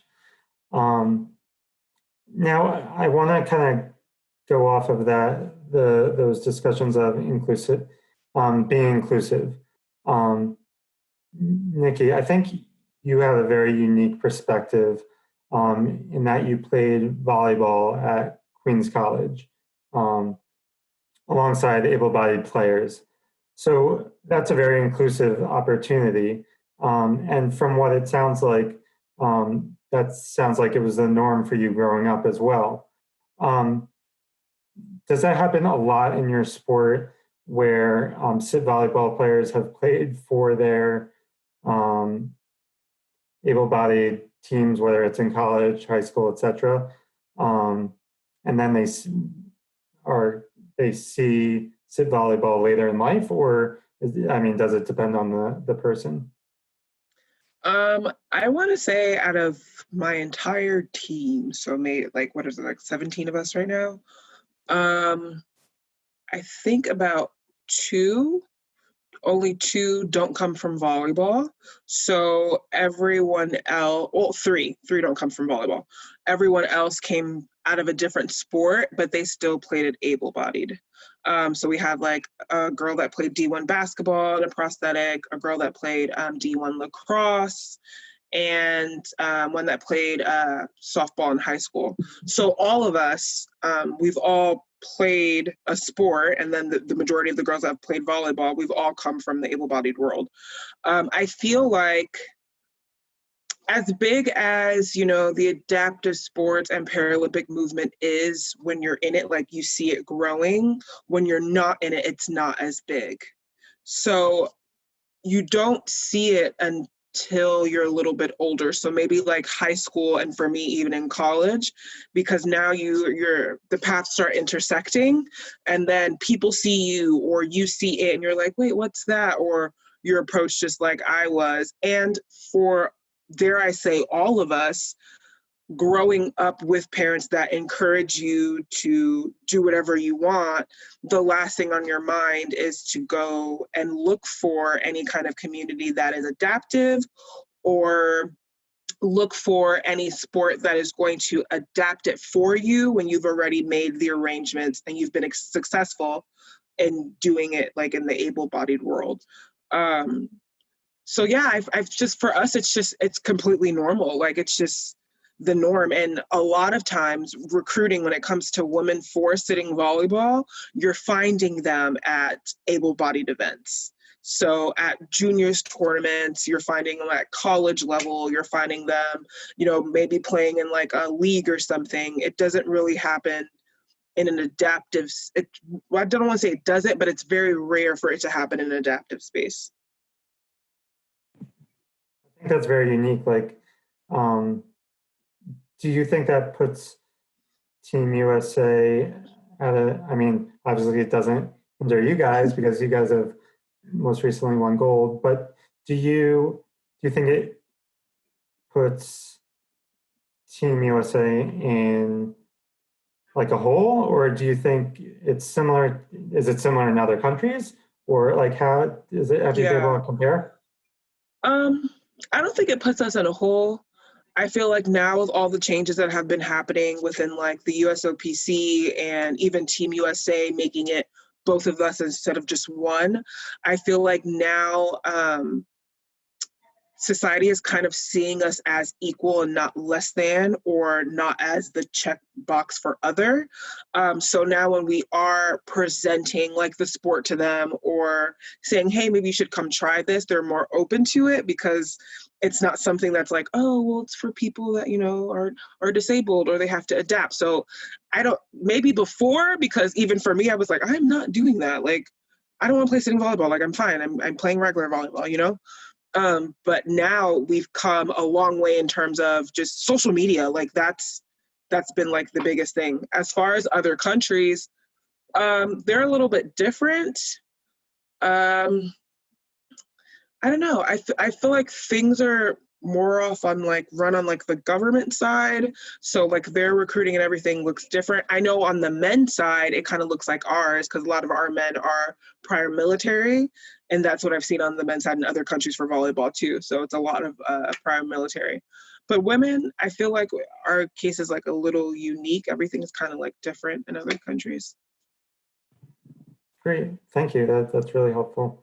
I'm going to circle back with, I think, a more all-encompassing question for all of you guys. After I go through, I want to talk to Steve and Francesco about some of their experiences too. Steve, your situation was similar, but in an opposite way, I feel. For those, actually, you brought it up. You played professional wheelchair basketball in Europe, and during that time, you had able-bodied players play in wheelchairs alongside you. Can you tell us more about that? What was the experience like having that? Yeah, the word inclusivity it's an interesting word when it comes to wheelchair basketball. There's always going to be the high performance side of me that looks at me as a basketball player first. And I always have the mentality that, put Steph Curry or put Klay Thompson or put whoever in a wheelchair and I will outshoot them. And there's always going to be that high performance aspect of things. But I also understand the other side of the argument where, if an able-bodied athlete is playing wheelchair basketball, they're taking away an opportunity for someone with a disability who can't play able-bodied sports. I think when it comes to inclusion for our sport specifically, I think it really comes at, like the elementary school or high school levels, in which I can always remember that in PE class, I would always have to figure out different ways to adapt my capabilities to whatever the class was doing. But if, for instance, if a school purchased 10 wheelchairs and there was one person with a disability in that school district, they could figure out different ways to incorporate adaptive sports into their curriculum to make a more inclusive atmosphere. For instance, they could play wheelchair basketball, they could play wheelchair tennis. And this is something that able bodies can do just alongside people with disabilities. So I think that I can understand it from both sides. But ultimately the goal is to create as many experiences as many opportunities for people with disabilities as humanly possible. And that's what adaptive sports really does. But I definitely see it from both sides. I really want to outshoot Steph Curry in a wheelchair one day. I could see why that competitive drive to be able to do that and show that to people, because I think that puts you, or it gives more credibility possibly to our sport, where you're just as good of a shooter as someone like Steph Curry, right?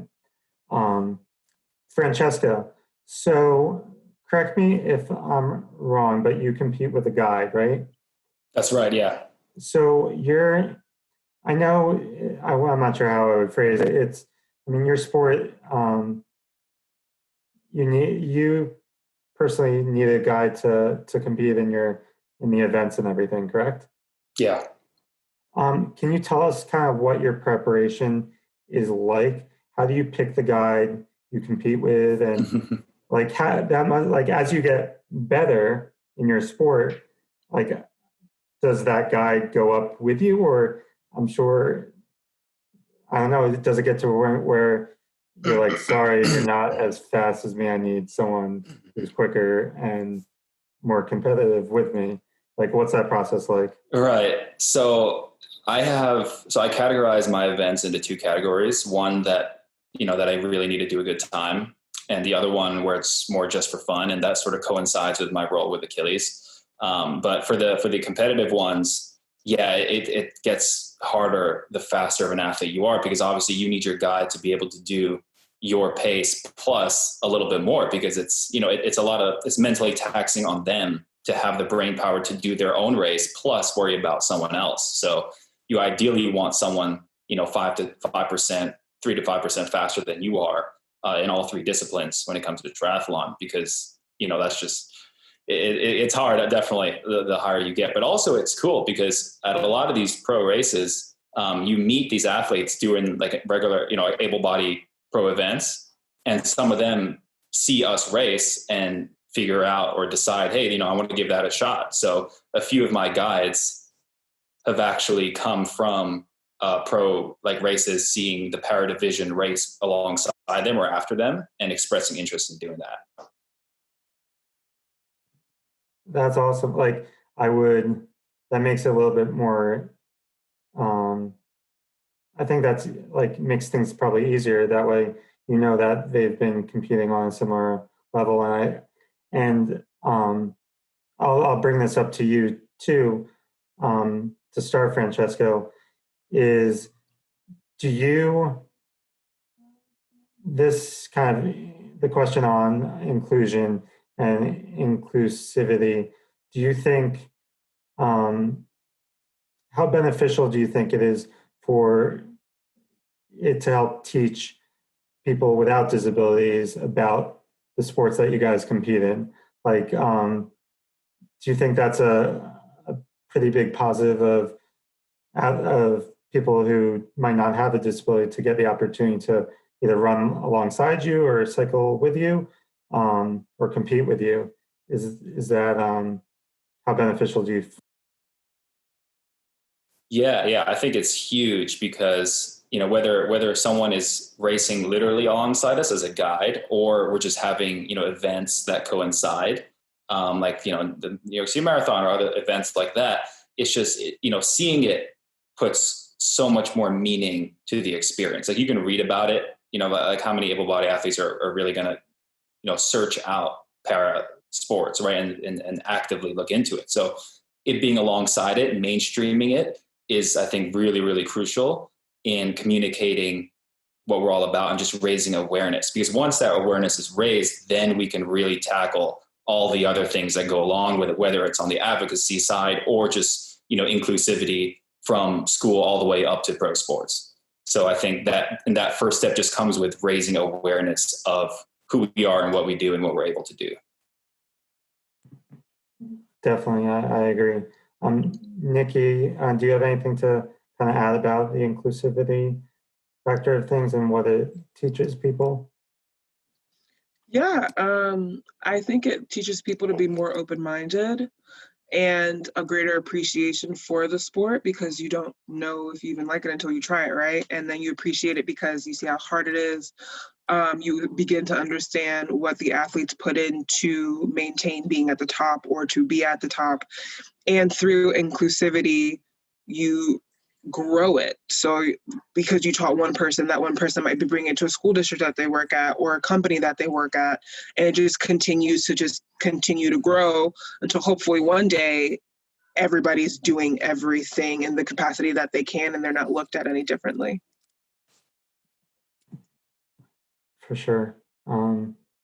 Yeah, I agree with you. Steve, do you have anything that hasn't been said? I mean, I thought those were two perfect answers. The only thing I'll add is, you know, adaptive sports provides people the lens to see what people can do, not what they can't do. And when we talk about creating an inclusive environment or an inclusive community, you're really taught to see each person as a person or a human first, not someone with a disability first and foremost. And adaptive sports shines the light on the capabilities of each and every person. And it's definitely a tool in which we can create a more inclusive society. Definitely. So another thing that I think that gets brought up during the talk about inclusivity is, I think correct me if I'm wrong, but I think the media and the US sees adaptive sport oftentimes as an inspirational story rather than athletes competing at the highest levels, right? So people often, I don't think, see or know how much like you guys put into competing at that sport, at your individual sport, at that highest level. And it's just it's the same amount of work as like an able-bodied athlete. Do you feel like the perception is changing at all, or how can we drive that change, I guess, more effectively? Steve, do you have anything about that? Yeah. Well, I think the perception of adaptive sports are changing. I think that I can just know for myself, creating or competing in each Paralympics since 2008, the awareness, the media is being used more for creating opportunities rather than showing people in a quote unquote inspiring light. just because I have a disability and I can play basketball, that's no reason for me to be inspiring. It's more about focusing on me being an athlete first and not letting my disability hold me back from the things that I want to accomplish. I don't ever highlight the fact that it's great that I'm just out there because, oh my God, it's great that he's in a wheelchair and he's trying. It's more about focusing on the things that I can accomplish as a human, as an athlete, first and foremost, regardless of my differences physically. And I think that perception is definitely changing. But I think that all of us can agree that it's not where we want it to be. But it's all about kind of creating small victories each and every day, each and every month, each and every quad for the Paralympics, to just increase the awareness and create as many opportunities for people with disabilities as humanly possible. Nicki, what about you? I think the perception is changing.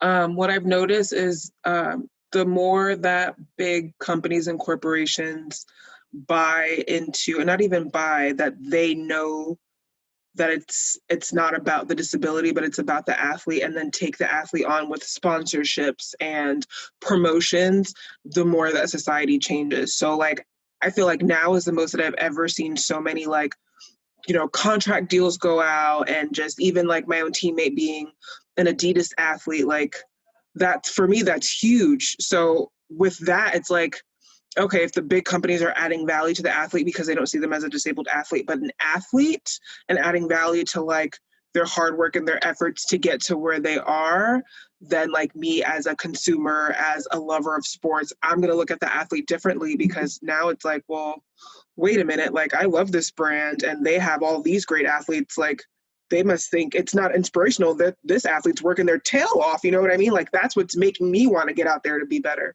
So I feel like, just like Steve said, like we still have a long way to go, but the more that big corporations see us and accept us and promote us just like our counterparts, you know, other Olympians, the better it'll be in the long run.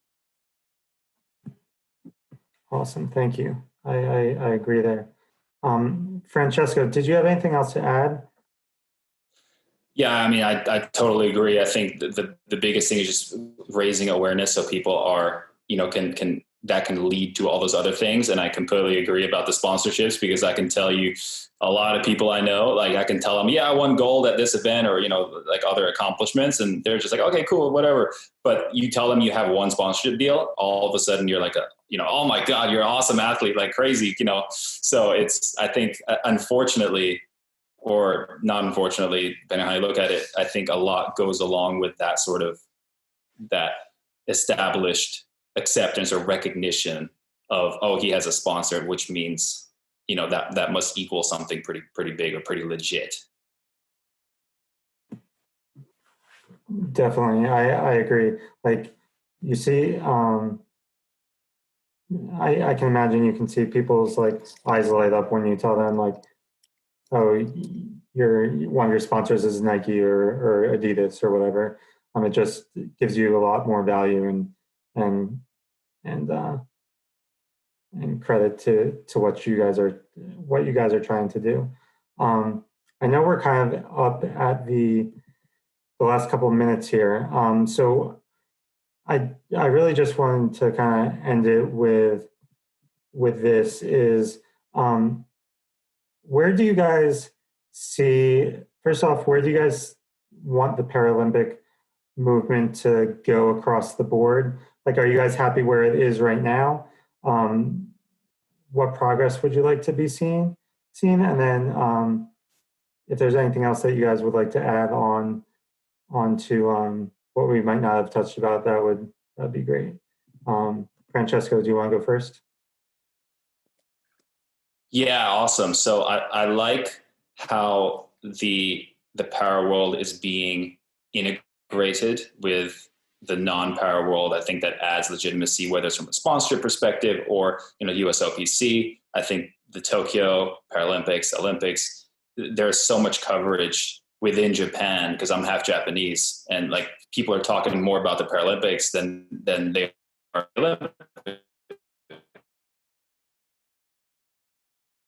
it's definitely getting there. And I think it's just a really cool thing to see the Paralympic world being raised up to that level.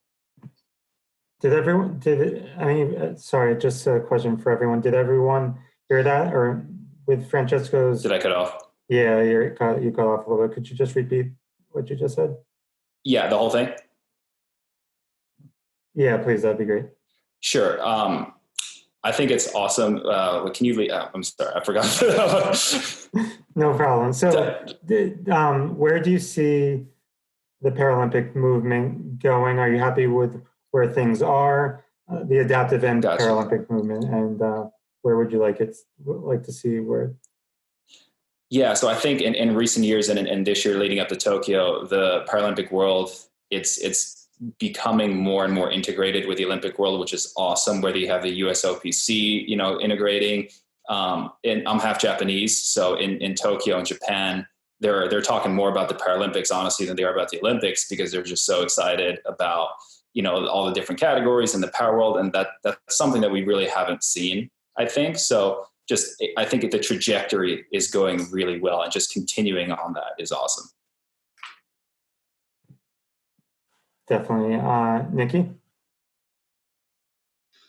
I love how we're getting more coverage. Just the other day, our game was on primetime, hours. It was 7, and they were playing our gold medal match. I was like, oh my God, what? So I wanted to see it continue in that light. I want us to be given the same opportunities that the Olympics are given. If you're giving the Olympics 36 million hours, I want the Paralympics to have 36 million hours, I just want us to be looked at equally and be given the same opportunity. I understand that some things might look a little different because we are different, but at the same extent, I just want equality. Just continue on the path that we're on into equality. That's it. I think that's a good way to summarize it up. Definitely equality, I think, is what we're all striving for sure. Steve, anything else? Yeah, I mean, just to repeat that, equality is something that we're always striving for. I can tell you that each Paralympics, in terms of the coverage, in terms of the investment dollars from the USOPC, and in terms of sponsors, the Paralympics have been getting more and more equal to our Olympic counterparts, but we're nowhere near where it should be, and we're nowhere near where other countries are in terms of equality amongst Paralympians and Olympians. I think that one of the reasons why I look up to my fellow Team USA Paralympians right now is because we're all trying to use our platforms to build up how impactful Paralympics and adaptive sports can really be on not only us, but our entire community.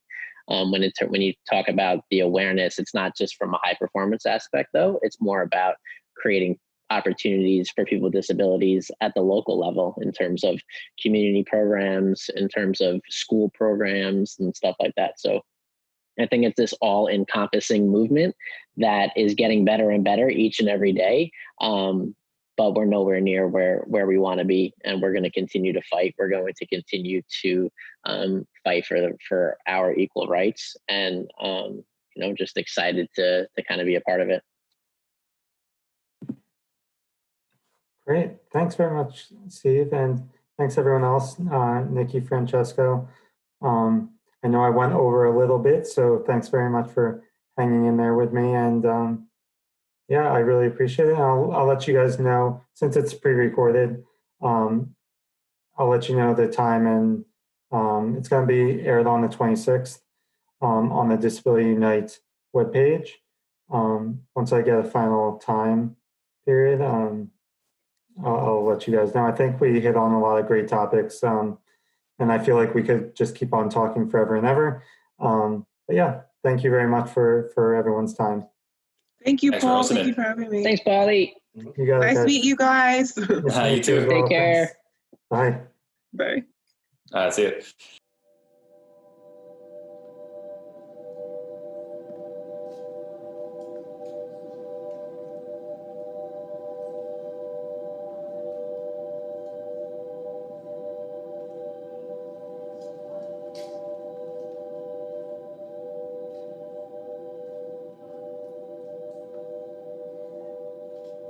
It's cool being viewed as art and not so much as a person. We're live art, and it's like Picasso painting a painting in real time.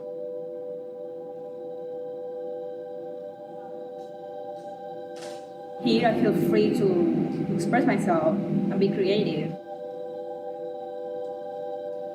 I get to be myself. Damn, how to feel upon myself and just relax and be me and be comfortable.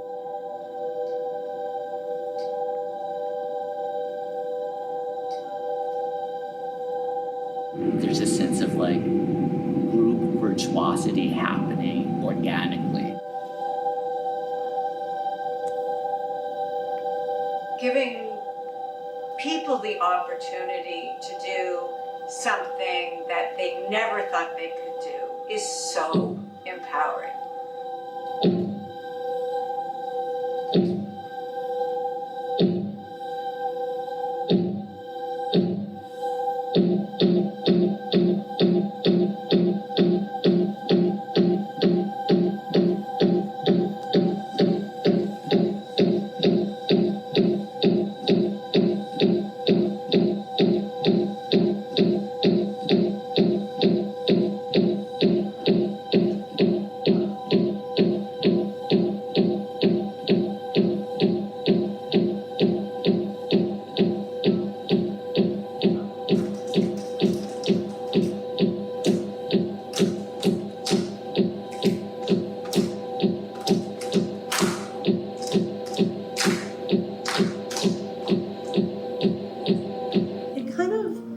Made me realize how much people underestimate us, because I underestimated us. I fall in love with my dancers. It's the only way I can work with them, and I fell in love with these guys, and they moved me, and they worked so hard, and we had such a great time.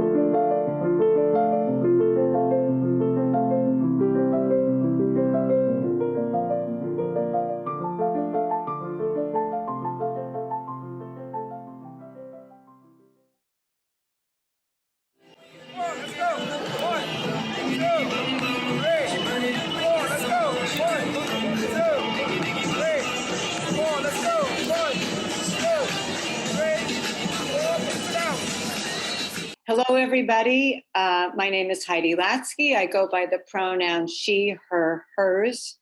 I'm a white woman in my 60s with blonde, curlyish hair. I am wearing a striped t-shirt.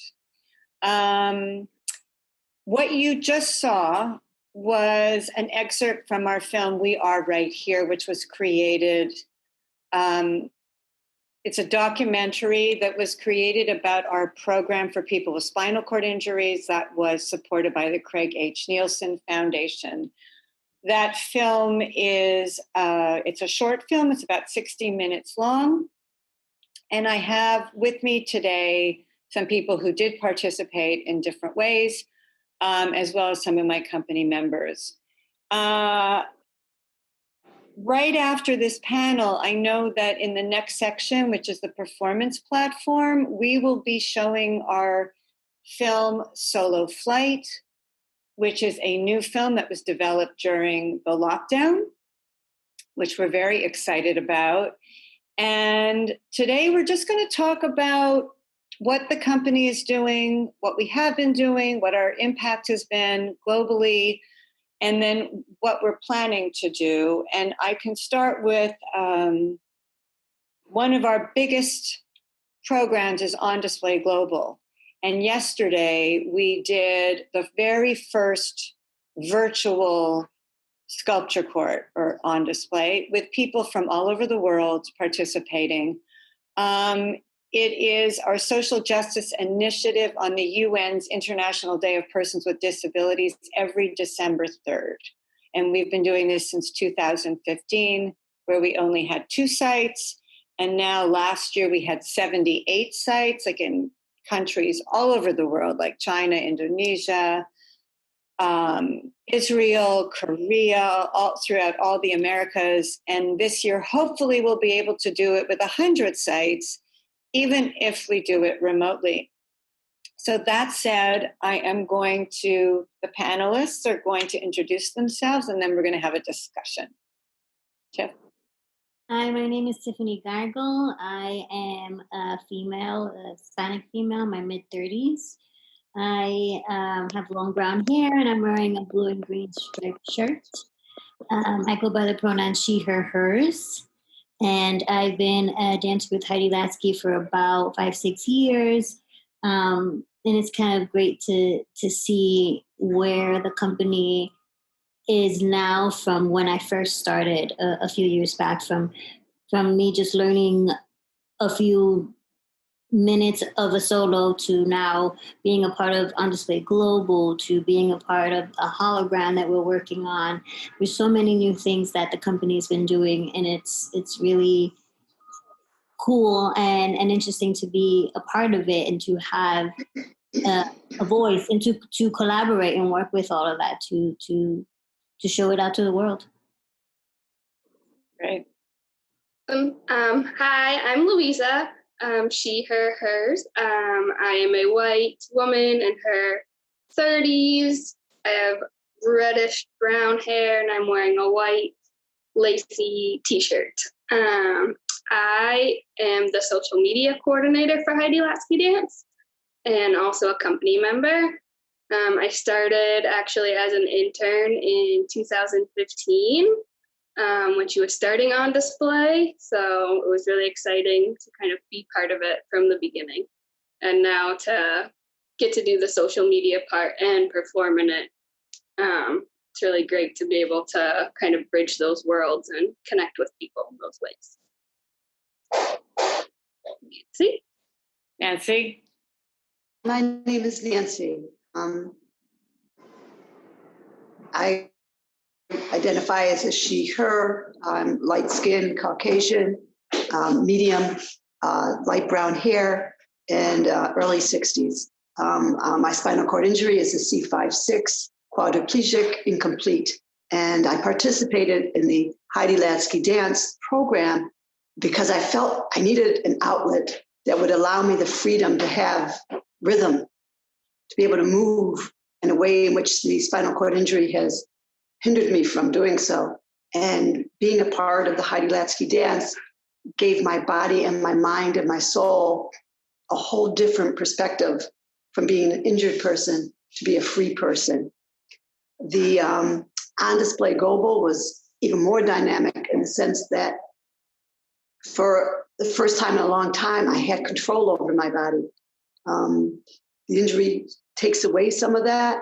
And now all of a sudden, her program gave me the power over myself and the power in a way to be still that was a very meaningful way. So all in all, the program has just benefited me in such a tremendous and impactful way that I'm truly grateful for.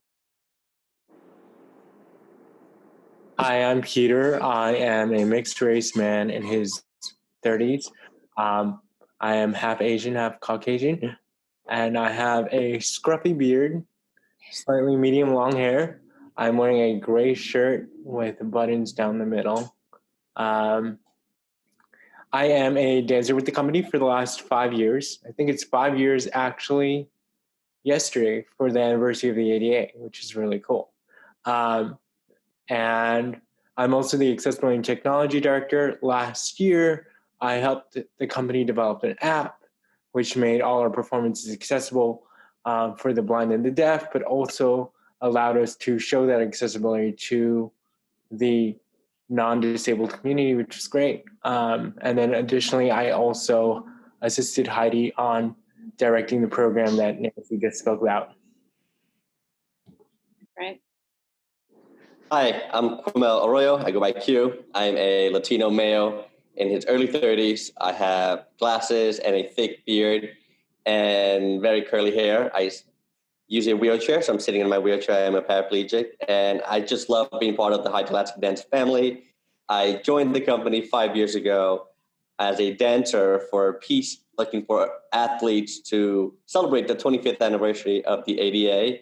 Since then, I've become an even deeper member of the family, now member of the board, at Heidi Latsky Dance. And what I love most about dancing with this company and being a member is how Heidi brings out a dancer out of you. Really through a collaborative process, understanding your tools, your assets, what you bring to the table. She's able to morph that, bake it all together, and make some beautiful pieces of work. And I just love that. We bring non-compliant bodies to the world of art and dance and deliver amazing, beautiful pieces that showcase our humanity. Thank you. Wow. Yeah, when I think about where the company, like Tiffany said, where we were and where we are now, we're at another crossroads. You know, there's always been these crossroads that we've gotten to. You know, COVID is presenting a huge crossroads to overcome or to deal with. And one of the ways that I have been thinking about this, and I wanted your opinions on it too, is creating more films, because I do like creating films. They're crude because I'm using iMovie because I am not a filmmaker, really. But it's a way of choreographing for me, and it's a way of using your images and whatever you send me to make something, like as Q said, hopefully beautiful. We're working with these holograms, which ideally will be in museums, but we're now making two-dimensional representations of them so that hopefully we can have venues online for them. And we're trying to build some interactive content as well. But we're looking, you know, obviously, like I'm not one of these choreographers who's shutting down the company. I know a lot of choreographers who have, not shutting down fully, but hibernating, so to speak, right? So figuring out what to do in this crisis. I like this idea of digital content and pushing boundaries so that what if we did on display global virtually? I mean, how cool would that be? And you had a whole day long where the sites, because there's all these time differences, right? Like where the sites can come and go onto our Zoom event all day would be, I think, a remarkable way to celebrate the International Day of Persons with Disabilities. So, you know, I guess like some of you have answered this already, but as Q, you and I were talking about, like, what do you see as, like, why is this company important to you? You know, what do you see that we have brought to the world, and where do you see us going as well? And I'll just say one more thing. I know Peter wants to say something. Is that one of the things that has always been incredibly important to me, always, my whole life, is the beauty of integration, of inclusion, and the beauty actually of the individual and honoring each person. And so our Heidi Latsky Dance world is really a lot now about the intersectionality of communities, right? And I think that's a really important distinguishing factor, is that I'm really interested, and we have been interested as a group in having, you know, just a lot of different communities in terms of race, ethnicity, age, you know, disability, non-disability, but all of these cross sections. So I will stop there. I think what's really super fascinating about our company, or your company in essence, is that the ability of how we grow and how, well, honestly, we were already ahead of the curve. We've been working on these projects, these tech projects, before COVID. And so now it's really helpful because we're able to expand our audience, but help our audience. But when I look at my own trajectory in your company, I started in the same project as Q with the wheelchair athletes. And it was just supposed to be something for the summer.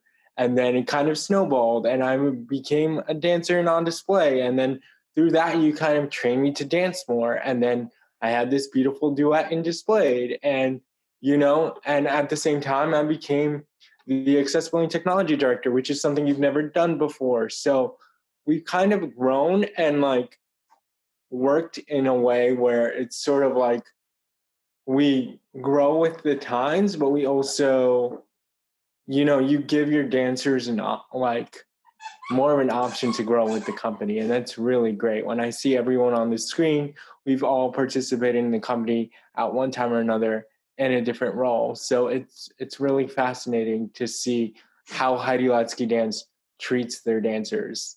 And yeah, I think what the company brings, and as someone who was a fan of the company way before I joined the company, what has always intrigued me about the company is seeing someone with a disability like myself on stage. Because as a person with cerebral palsy, I'd never seen a dancer with cerebral palsy before seeing Heidi Latsky dance.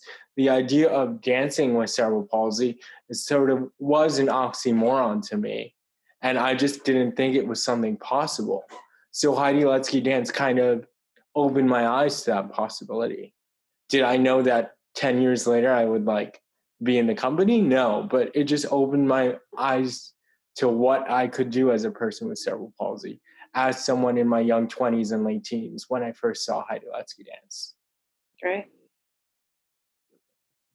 So for me, I think what's cool about these times is that we're getting deeper into the individuals. And you've seen that with some of the films that you've created recently, where people are filming themselves at home in their own space and bringing that footage together to make art, to make film, to make movies. And what sits at the very bottom of all of that is bringing the audience into the person's space, bringing the audience deeper into the dancer's persona. And we've always been doing that at Heidi Latsky Dance, and Heidi, you talk about this a lot, when we showcase our vulnerability. You know, we make ourselves vulnerable with stillness. We make ourselves physically vulnerable with the virtuosity that you're always seeking and pushing out of us. And that's the beauty at Heidi Latsky Dance. You know, Heidi, you found the secret sauce to a beautiful dance piece, and it's when you force together virtuosity and vulnerability. And that's what I love from our pieces. And I love when I'm watching our pieces. And now that the dance space has moved into the individual's homes, that's all been heightened because you're so much more vulnerable, because it's no longer just about you and, you know, your movement, but it's also about you and your space. And now we, the audience, get an entry into that space. Yeah.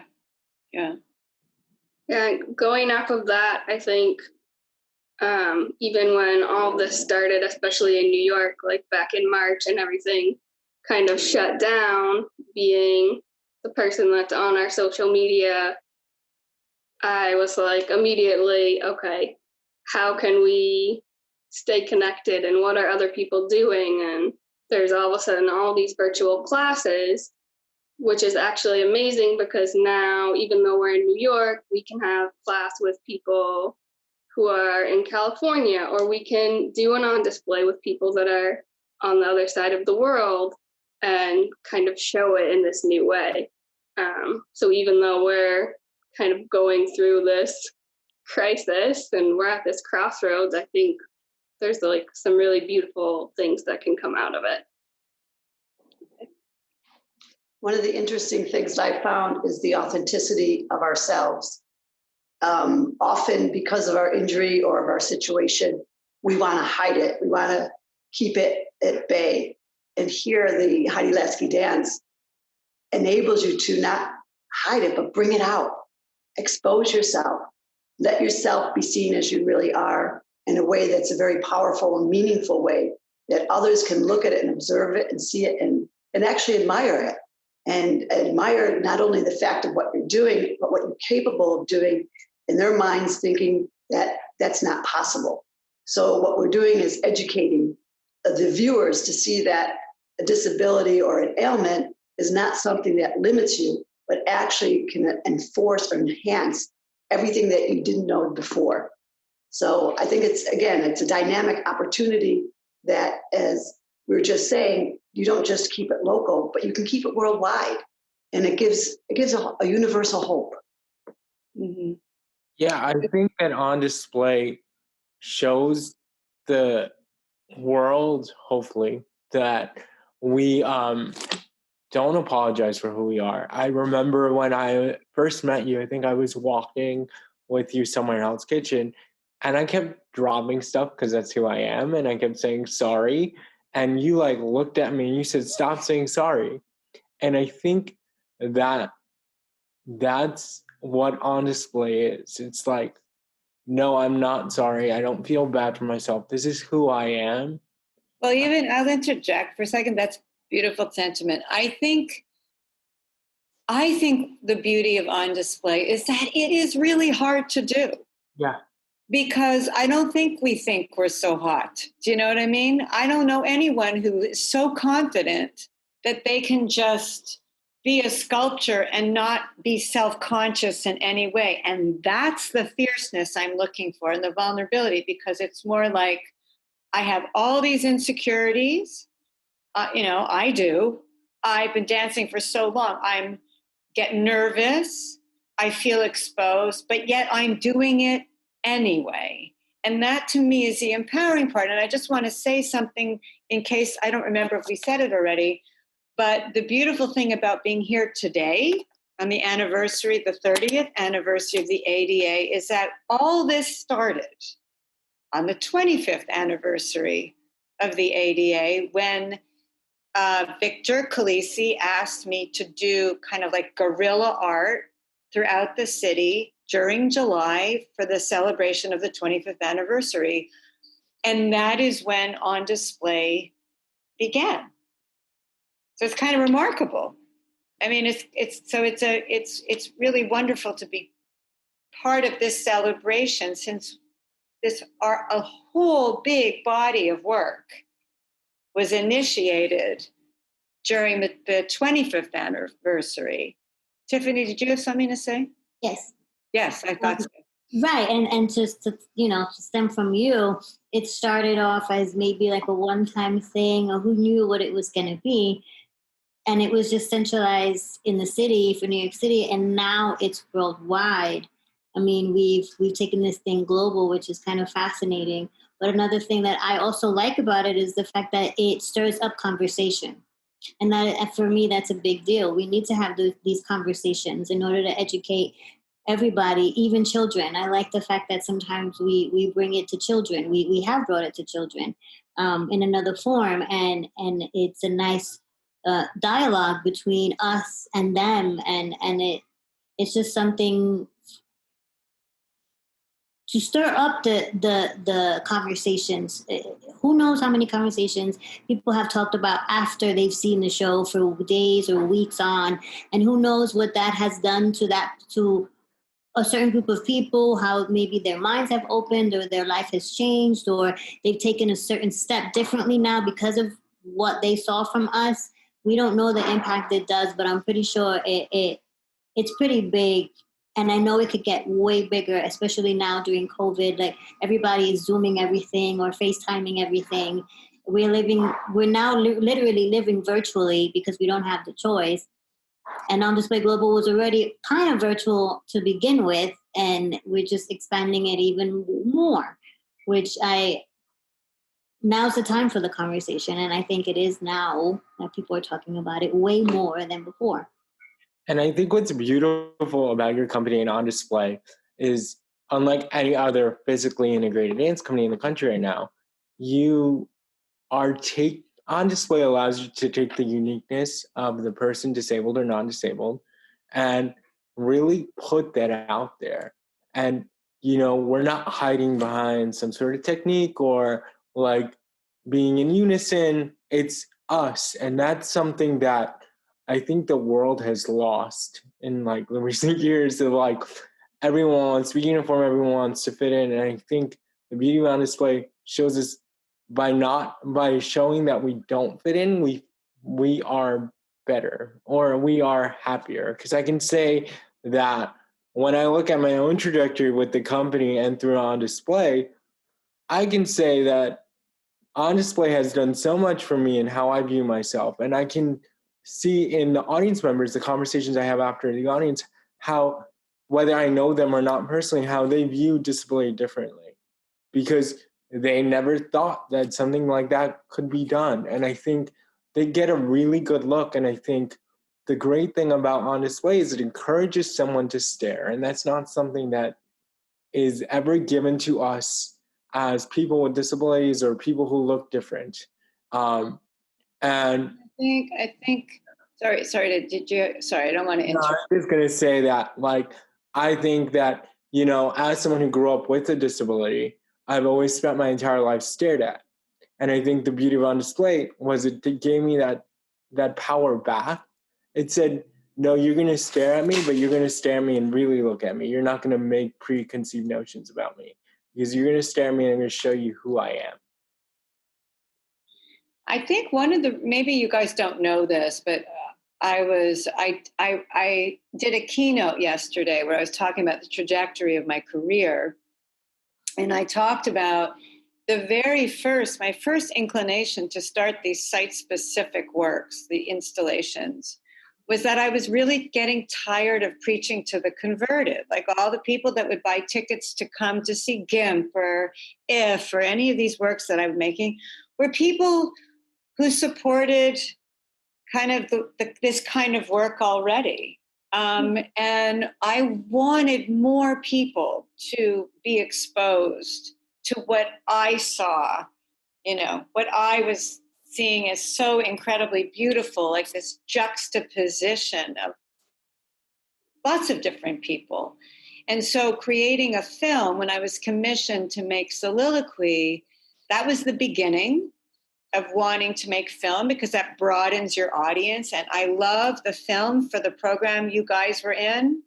The SCI program is just so beautiful. And I hope it gets out there a lot.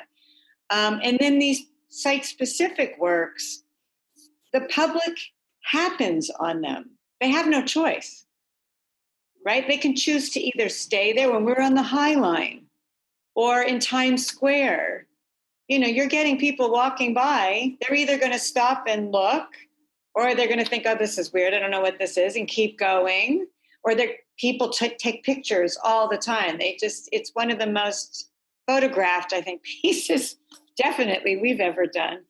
But I love that it's out in the public, because you're right, Peter, it's a way for the public, the general public, if they choose to look, to experience something that they maybe never have experienced. Did you want to say something, Q?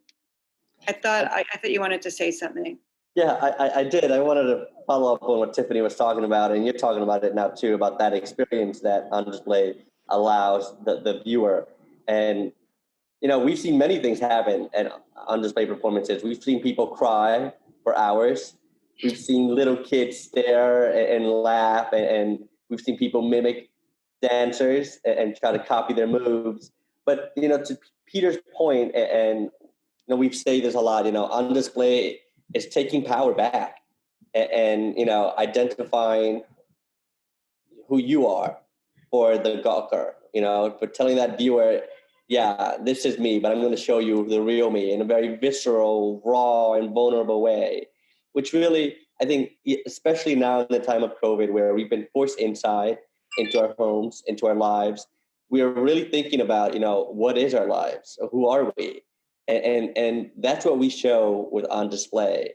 And with many of our pieces, we really force the audience to immerse themselves into who they are.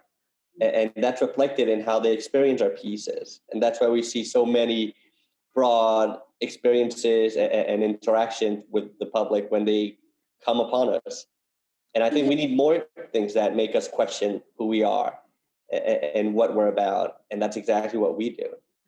I mean, and I think On Display Global, I really hope we can push it forward, because especially like this last, October, Tiffany, Louise, and I went to Armenia, and it was really fascinating. We did Displayed, which came out of On Display It Better. It's a 15 or 16 person sculpture court that erupts into movement. It's done in the round, and the audience can sit on stage with us, essentially, or in the staging area. And I think what was really interesting doing in Armenia, where we were told that they hadn't had experience with disability before. I can tell you, as a disabled person, the theater wasn't accessible, like streets weren't very accessible. The same visibility here. I can tell based off the series we were in how the audience reacted to our show. There was like complete silence. You could hear a pin drop. And at the beginning of the show, the audience can walk around us and within the sculpture staging area. And I remember, and I think Tiffany and Louisa remember this too, there was this little kid, he must have been 5 or 6, and he was jumping around in front of each of us and taking pictures of us with his phone or his parents' phones. And it was like really hard to stay still because he would do it in a way where he wanted to startle you, or he didn't mean to, but it was just like, he was taking pictures. And I really think this is a piece made for the time because, like you said, there are a lot of pictures being taken. They are being shared on social media. And I think representation for disability has changed within the last 5 years. And I'm excited to see what's going to happen in 5 or 10 more years, or even on the 50th anniversary of the ADA. And I think, sorry. No, I think that this piece was made for the time in that. Which piece?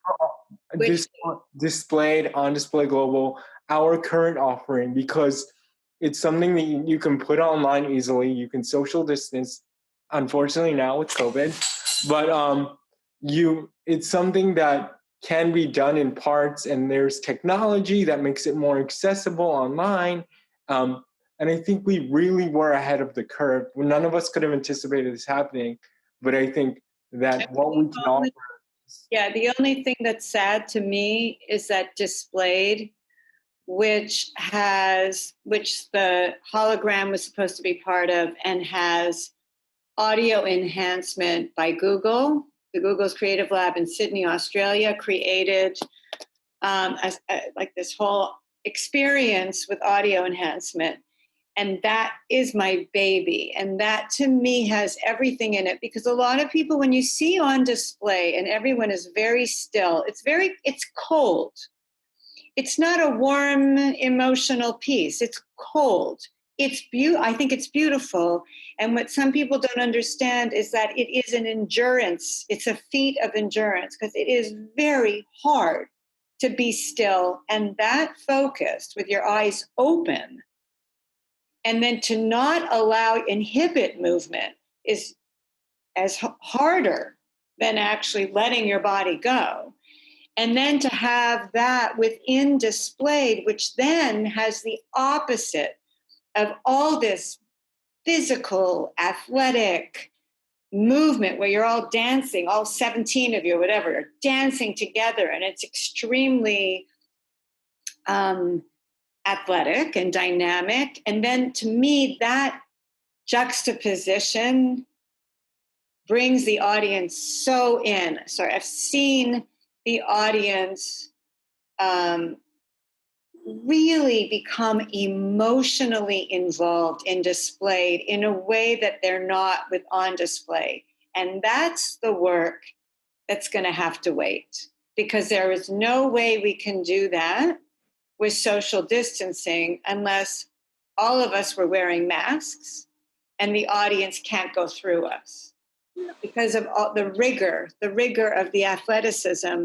And so I hope, this is my prayer for the future, is that we will be able to do Displayed when the time is right, when it becomes safe to do it.